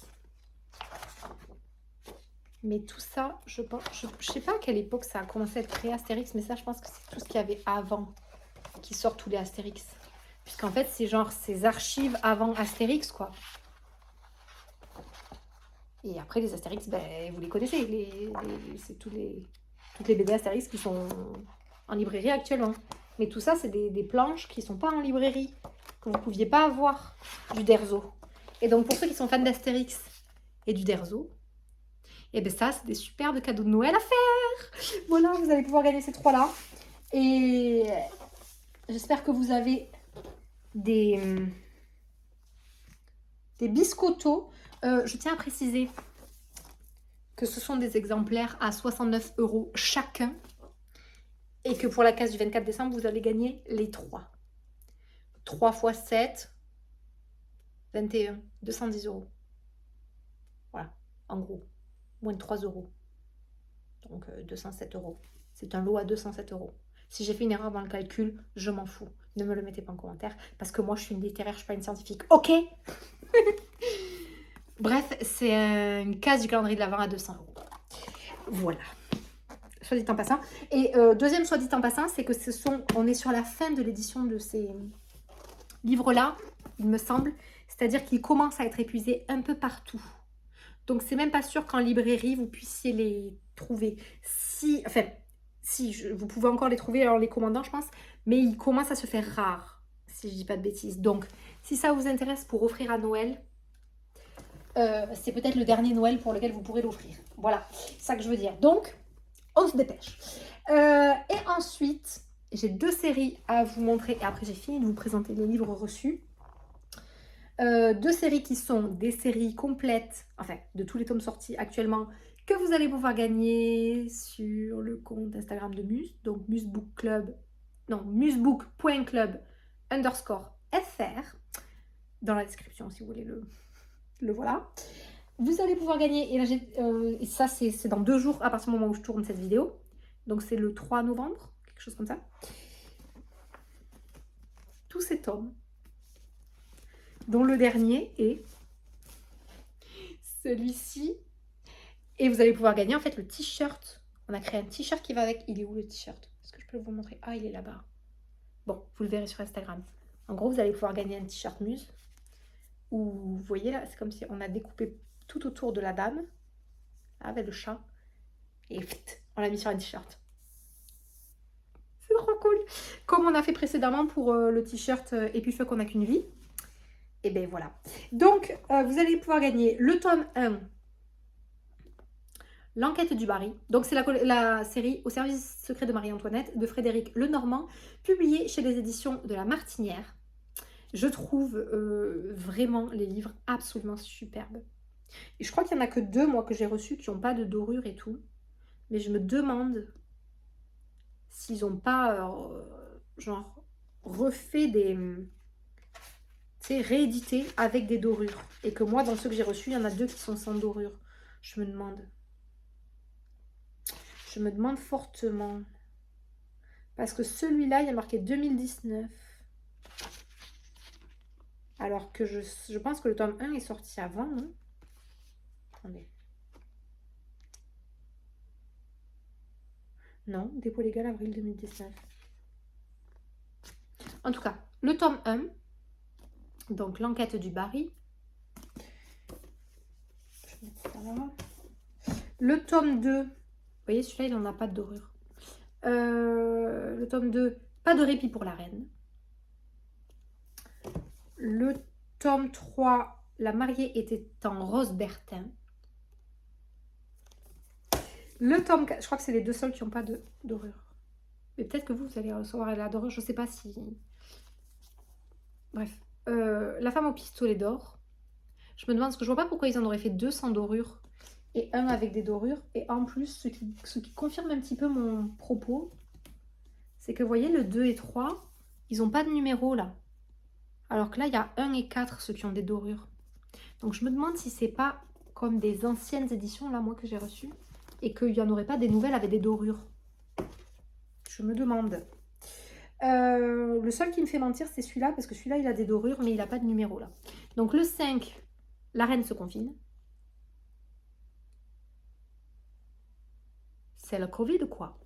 La reine se confine. Le 6, le coiffeur frise toujours 2 fois. C'est trop cool. Elles sont trop belles, les couvertures. Le tome 7, les fourberies d'Escarpin. Et non pas les fourberies de Scapin. Trop beau. Et le dernier tome qui vient de sortir ou qui n'est pas sorti. Qui n'est peut-être pas sorti. Je ne sais pas s'il est sorti. Novembre. Si je pense qu'il sort là, ou maintenant, ou qu'il vient de sortir. Quelque chose comme ça. Attendez.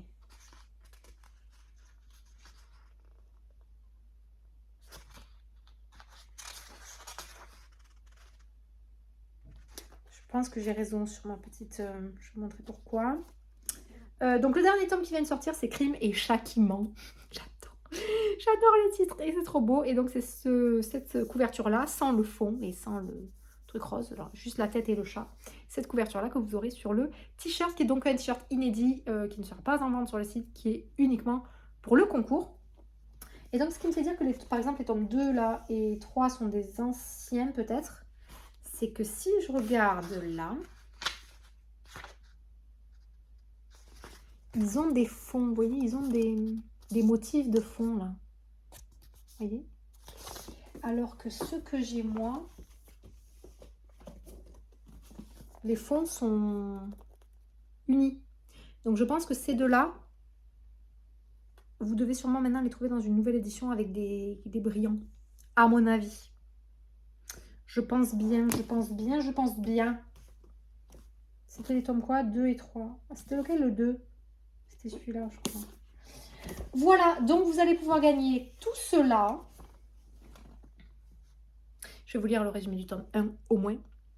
Parce que, hein, quand même, que vous sachiez de quoi ça cause. Et ensuite, c'est comme d'hab sur le Cosy Mystery, c'est tome compagnon, vous savez. C'est Imaginez Marie-Antoinette, la plus glamour des reines françaises, en enquêtrice malgré elle. Cadavre et surprise loufoque au royaume de France, la plus drôle des séries policières. Donc moi j'étais trop fan parce que je trouvais que ça changeait clairement des Cosy Mystery habituels. Il est vraiment trop beau.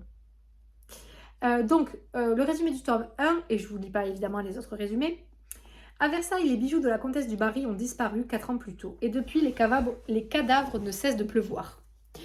Marie-Antoinette, qui vient juste d'accéder au trône, s'ennuie prodigieusement. Elle voit dans cette affaire l'occasion d'exercer ses talents d'enquêtrice et missionne 2 détectives amateurs. Rose Bertin, qui crée ses robes et chapeaux, et Léonard Autier, son extravagant coiffeur. Mais ces deux-là s'entendent comme chien et chat. Ils devront pourtant se supporter s'ils veulent garder les faveurs de la reine. Parviendront-ils à retrouver le butin comme le souhaite sa majesté? Ce trio improbable promet de faire des étincelles. Voilà. Donc vous allez pouvoir gagner la série complète jusqu'au tome paru. Je suppose que la série continuera, qu'il y aura plus que 8 tomes, ou j'en sais rien, je pense. Vous allez pouvoir la gagner là dans 2 jours à partir du moment où je tourne cette vidéo. Donc elle ne sera pas montée de suite, mais au moment où... Enfin, ou quasiment de suite. Donc peut-être que quand... Je crois que c'est le 3. Donc je ne sais pas quand c'est que je vais publier ça. Mais en tout cas, voilà. Et ensuite vous allez pouvoir gagner... Est-ce que c'est dans le calendrier de l'avant ça? Je sais plus. Mais vous allez pouvoir gagner cette autre série de Cosy Mystery que vous allez tout de suite reconnaître. Vous allez pouvoir gagner la série complète. Je crois, oui, que c'est d'ailleurs... C'est pour l'occasion de la sortie de celui-là, du dernier, qui sort aux périodes de Noël. Parce que ça se passe aux périodes de Noël. On voit le petit... Voilà. Petit pain d'épices. Donc je pense qu'il sort en décembre. Ou peut-être il sort en novembre. Et on le met dans le calendrier. Je sais plus. Bon, c'est novembre ou décembre de toute façon. Hein, voilà. Donc, c'est la série Les enquêtes d'Anna Swensen de Johan Fluck, dont le premier tome, qui est donc le plus connu puisque c'est le premier tome, et Meurtre et pépites de chocolat. J'ai commencé à le lire un tout petit peu. Et parce que je sais pas quoi lire en ce moment. En fait, j'ai du mal à passer à un autre livre là après ma série que j'ai fini là, les Lady Helen. Donc j'ai commencé à le lire et il est probable que je le continue. Voilà. Donc plus de 6 millions d'exemplaires vendus dans le monde, une série de films à succès. Ça, je ne savais pas. Le phénomène Anna Swensen arrive enfin en France. Apparemment, il y a les films de cette série. Je ne sais pas si vous étiez au courant. Mais en tout cas, vous allez pouvoir gagner les 6 tomes. Les 6 tomes parus ou apparaître parce que je crois que le dernier n'est pas sorti. Voilà. Et donc, pour le premier, le résumé, c'est Anna Swensen est de retour dans sa ville natale d'Eden Lake. Entre sa mère plutôt envahissante, son chat à forte personnalité et l'ouverture de sa boutique, le Cookie Jar, dont elle a fort à faire, son quotidien devient plus passionnant encore quand son livreur, Ron Lassalle, est retrouvé assassiné juste derrière son magasin. Donc moi j'en suis là, c'est grosso modo le premier chapitre. Voilà. Le beau-frère d'Anna, shérif adjoint du comté, fait appel à elle pour l'aider à trouver le coupable. Un nombre surprenant de suspects et de mobiles émerge alors. Très vite, Anna va comprendre qu'elle n'est pas seulement douée pour les cookies, mais qu'elle est aussi une enquêtrice hors pair. Fou rire et frissons, mystère et pépites, cette histoire pleine de rebondissements ressemble aux meilleurs cookies du monde. Sucrée mais légère, surprenante de bout en bout. Cerise sur le gâteau, Johan Fluck nous dévoile ici quelques-unes des meilleures recettes de pâtisserie de son héroïne. Donc il y a des recettes de pâtisserie tout au long des tomes, je trouve ça trop cool. Voilà, et né en 1943, Johan Fluck vit dans le Minnesota, confectionne des cookies délicieux et écrit des livres. La saga Anna Swensen est déjà traduite dans 15 langues. Et ce que je trouve cool, c'est que donc, ça se passe dans le Minnesota. Et dans le premier chapitre, j'ai souri tout à l'heure en le lisant. Attendez.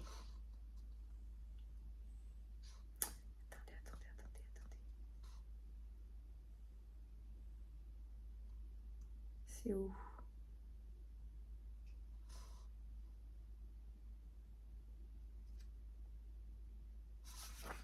Écoutez ce que j'ai lu tout à l'heure. Et je me suis dit, c'est parfait en fait de commencer à lire ce livre maintenant. Pour moi, bon, il faisait frisquer ce matin-là. Mais après tout, on était déjà mi-octobre. Donc là, on est le 1er novembre. Bon, je vous le dis, donc ça se passe grosso modo à maintenant, quoi. Dans le Minnesota, l'automne se réduisait à presque rien. Dès les premiers signes avant-coureurs, les photographes amateurs devaient se hâter d'immortaliser les rouges sombres, les oranges vifs et les jaunes dorés, parsemant les ramures, car très vite les feuilles se mettaient à tomber et les arbres à ressembler à des squelettes noirâtres se profilant sur un ciel de plomb malmené par la bise. Donc c'était très drôle puisque là, en face de moi, les arbres n'ont plus de feuilles et que dans mon dernier vlog, vous avez vu qu'il y avait encore des feuilles partout. Donc ici, au Québec, c'est exactement la même chose. Grosso modo, l'automne dure entre 2 semaines et 1 mois. Un mois cette année parce qu'on a eu de la chance et qu'on a eu un automne pas froid. Mais sinon, c'est 2 semaines et il n'y a plus rien. Donc je me suis vraiment reconnue là-dedans. Et ça continue par « Après quoi arrivaient les premières neiges, lesquelles faisaient la joie des enfants et le malheur des adultes. » Donc c'est pareil qu'ici. Ici, les premières neiges, c'est grosso modo, là ça va pas tarder. C'est maintenant. La première année d'ailleurs, elles sont arrivées en octobre. Donc il avait déjà neigé en octobre la première année qu'on est arrivé. Pour les petits, la venue de l'hiver était synonyme de luge, de patinage et de bataille de boules de neige, alors que pour les grands, elle évoquait davantage les heures incalculables passées à déblayer les issues, mais aussi les routes bloquées, le confinement et les engelures. Les températures descendaient fréquemment jusqu'à 30 voire 40 en dessous de zéro. Donc c'est exactement ici au Québec, c'est ce qui se passe. Voilà, donc ça m'a fait doucement sourire parce que...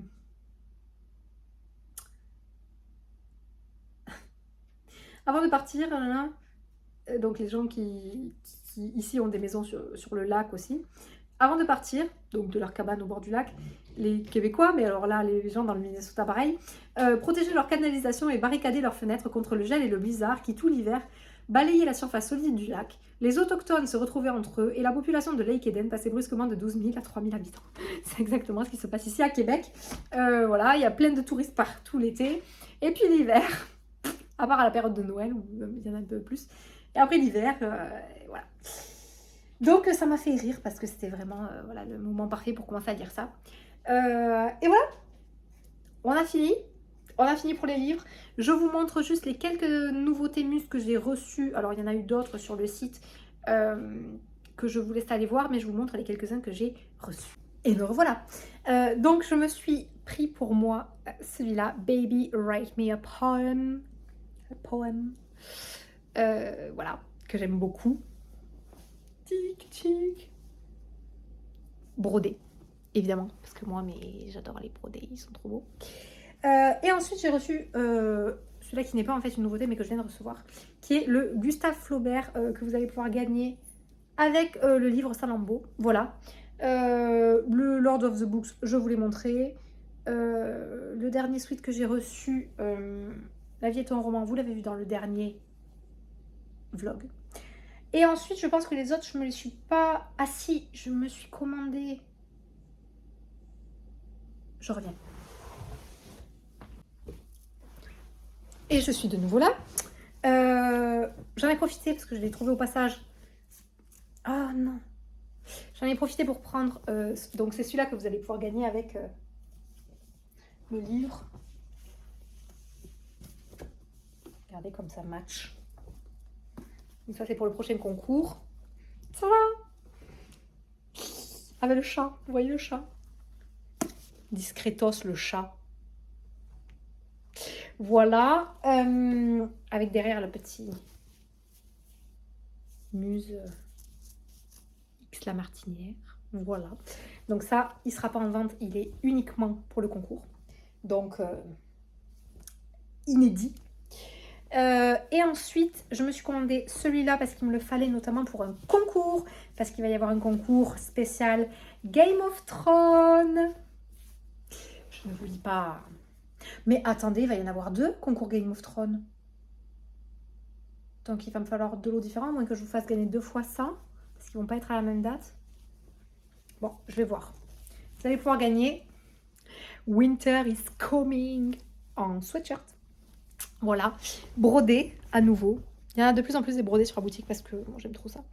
Voilà, Winter is Coming, donc allusion à la célèbre phrase l'hiver arrive, Winter is Coming de Game of Thrones. Et je l'ai voulu exprès où en fait tout le monde pourrait le porter. Et il n'y a que ceux qui connaissent Game of Thrones qui ont la référence, puisqu'ensuite c'est un sweat que vous pouvez porter en l'hiver avec des montagnes et tout. Vous voyez le truc un peu discret qui n'est pas estampillé lecture. Mais du coup, effectivement, il va y avoir 2 concours parce que j'en ai un. Vous allez pouvoir gagner les BD, des BD adaptés de Game of Thrones avec Delcourt. C'est Delcourt qui fait les BD? Oui, Delcourt. Et ensuite, il y aura un autre concours Game of Thrones avec Pygmalion où vous allez pouvoir gagner l'intégrale de mémoire, l'intégrale de la saison 1 de Game of Thrones et l'intégrale de Le Feu et le Sang. Ça s'appelle Le Feu et le Sang? Vous savez, c'est la saison House of the Dragon, là. Sur quoi? Amazon Prime? Bref, la nouvelle série dans l'univers de Game of Thrones, là, sur les Targaryens. Voilà, donc je pense que on va faire gagner celui-là pour le Winter is Coming, n'importe quoi. Pour les BD Game of Thrones, parce que c'est vraiment... Winter is Coming, c'est vraiment dans la série Game of Thrones. Et je me demande si j'en ferai pas un avec un œuf de dragon, là. Ou là, un œuf de dragon avec des écailles. Dites-moi en commentaire si vous aimeriez ça pour le concours avec House of the Dragon, là. Je crois que c'est Le Feu et le Sang, hein, le titre du livre. Parce que c'est comme Game of Thrones, c'est le titre de la série, mais c'est le Trône de Fer, le titre de la série télévisée. Le titre de la série livre, c'est... j'ai dit quoi? Le Trône de Fer. Donc voilà, donc je crois que c'est House of the Dragon, House of the Dragon, la série Amazon Prime, et que c'est... j'ai dit quoi? Je me perds. Et que c'est Le Feu et le Sang, le nom des livres. Et donc vous allez pouvoir gagner, voilà, l'intégrale du Feu et le Sang. Je crois que Le Feu et le Sang, c'est l'intégrale tout court, il n'y a que ça. Parce que c'est comme un spin-off. Donc il n'y a que cette intégrale-là, et c'est fini. Et l'intégrale de la première saison complète, de ce qui représente la première saison de la série télé de Game of Thrones pour ce concours. Non, pas pour ce concours, pour l'autre aussi. C'est pas clair, hein? Bref, il y a un concours avec des BD Game of Thrones, vous aurez celui-là. Et il y a un concours avec l'intégrale House of the Dragon, là, et l'intégrale Game of Thrones de la saison 1, qui correspond à la saison 1 sur la télé, à gagner avec peut-être plutôt un truc, un nouveau, avec un dragon, avec un œuf de dragon à écailles brodé. Tu vois le truc? T'as compris? Ça va être ça, je crois. Bon, on verra. Parce que ça m'embête de vous faire gagner 2 fois le même, non? Même si je l'aime beaucoup. Bon, on verra. C'est tout. Je vous montre pas ce qu'il y a sur Musebook Club parce que j'ai un peu la flemme, en fait. Voilà. Mais n'hésitez pas à aller voir parce qu'il y a plein de nouveautés. Ah non, il faut que je vous montre aussi une autre nouveauté. Je reviens. Je suis là. Celui-là aussi, c'est nouveau. Avec, donc c'est la constellation d'Adi-Larue. La vie invisible d'Adi-Larue. Qui est là. Est-ce qu'on le voit? Là. Bref, vous connaissez Adi-Larue, publié chez Lumène. Avec sur la manche, ça c'est nouveau, la broderie. Alors là, je l'ai sur la manche côté ça. Parce que mon fournisseur, il s'est trompé pour m'envoyer mon prototype. Mais normalement, il est là. Il est à droite, comme ça équilibre mieux. Vous avez une broderie à gauche et une broderie à droite. Donc voilà, vous allez celui-là, d'ailleurs, il a gagné en ce moment sur le concours avec un concours avec l'humaine. Mais celui-là, il est disponible sur le site. Par contre, il n'est pas uniquement dans le concours. Celui-là, vous pouvez vous le procurer. Et il existe aussi en sweat avec une broderie ici sur le poignet qui a un rapport avec Adi Larue. Je vous laisserai aller voir ça sur le site. Voilà, musebook.club. Et ensuite, celui-là, c'est une nouveauté, mais il n'est pas à gagner. Il n'est pas à vendre. En tout cas, pour l'instant, il n'est pas à vendre. Je vous laisse... voilà. C'est donc le Vampiria, parce que en ce moment sur... Je ne sais pas si ça sera fini au moment où vous verrez cette vidéo, mais sur le compte Instagram de Muse, toujours, il y a aussi un concours en cours pour gagner la trilogie Vampiria, plus le tarot interdit de chez 404, chez Édition 404, de la saga Vampiria, mais que vous connaissez sûrement. Et donc, c'est à nouveau brodé en doré. Voilà.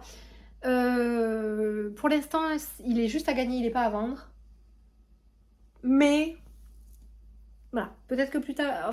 Bon, disons qu'il y a des discussions entre Robert Laffont, Collection R, Muse et Victor Dixon. Voilà, disons qu'on se parle et qu'on envisage des possibilités. Maintenant, est-ce que ces possibilités aboutiront? On ne sait pas, mais on s'en parle. Et il n'y a d'ailleurs pas qu'avec Robert Laffont qu'on s'en parle. Il y a avec une autre maison d'édition, Gallimard. Je vous laisse deviner pourquoi. Mais rien n'est fait. Mais je vous laisse deviner pourquoi. Bref, on se parle. Il y a des discussions qui ont lieu avec certaines grosses maisons d'édition. Et Muse. Vous avez sûrement fait le lien, n'est-ce pas? Voilà. Bon, mon t-shirt Book Lover et moi, on vous dit... Oh, j'ai tout fait trembler. On vous dit à la prochaine. La prochaine vidéo qui sera sûrement bientôt, puisque je suppose que je vais continuer à recevoir des livres, notamment pour le calendrier de l'Avent. Puis il y a des livres Glénat qui doivent arriver, puis il y a des livres Delcourt, puis il y a plein de choses. Voilà, je vous dis à très bientôt, mes girls. J'espère que vous avez passé un bon Halloween, du coup. Et maintenant, tout le monde en mode Noël et en mode Winter is coming, n'est-ce pas? Achetez des sweets plutôt que de payer vos factures de gaz, de chauffage. Voilà, ça sera plus économique pour vous et ça sera bien pour Muse. Achetez des sweets Muse pour avoir chaud cet hiver, si vous le pouvez. Et si vous en avez envie. Et voilà. Je vous dis à la prochaine. Oui. Bye mes girls. Salut, salut.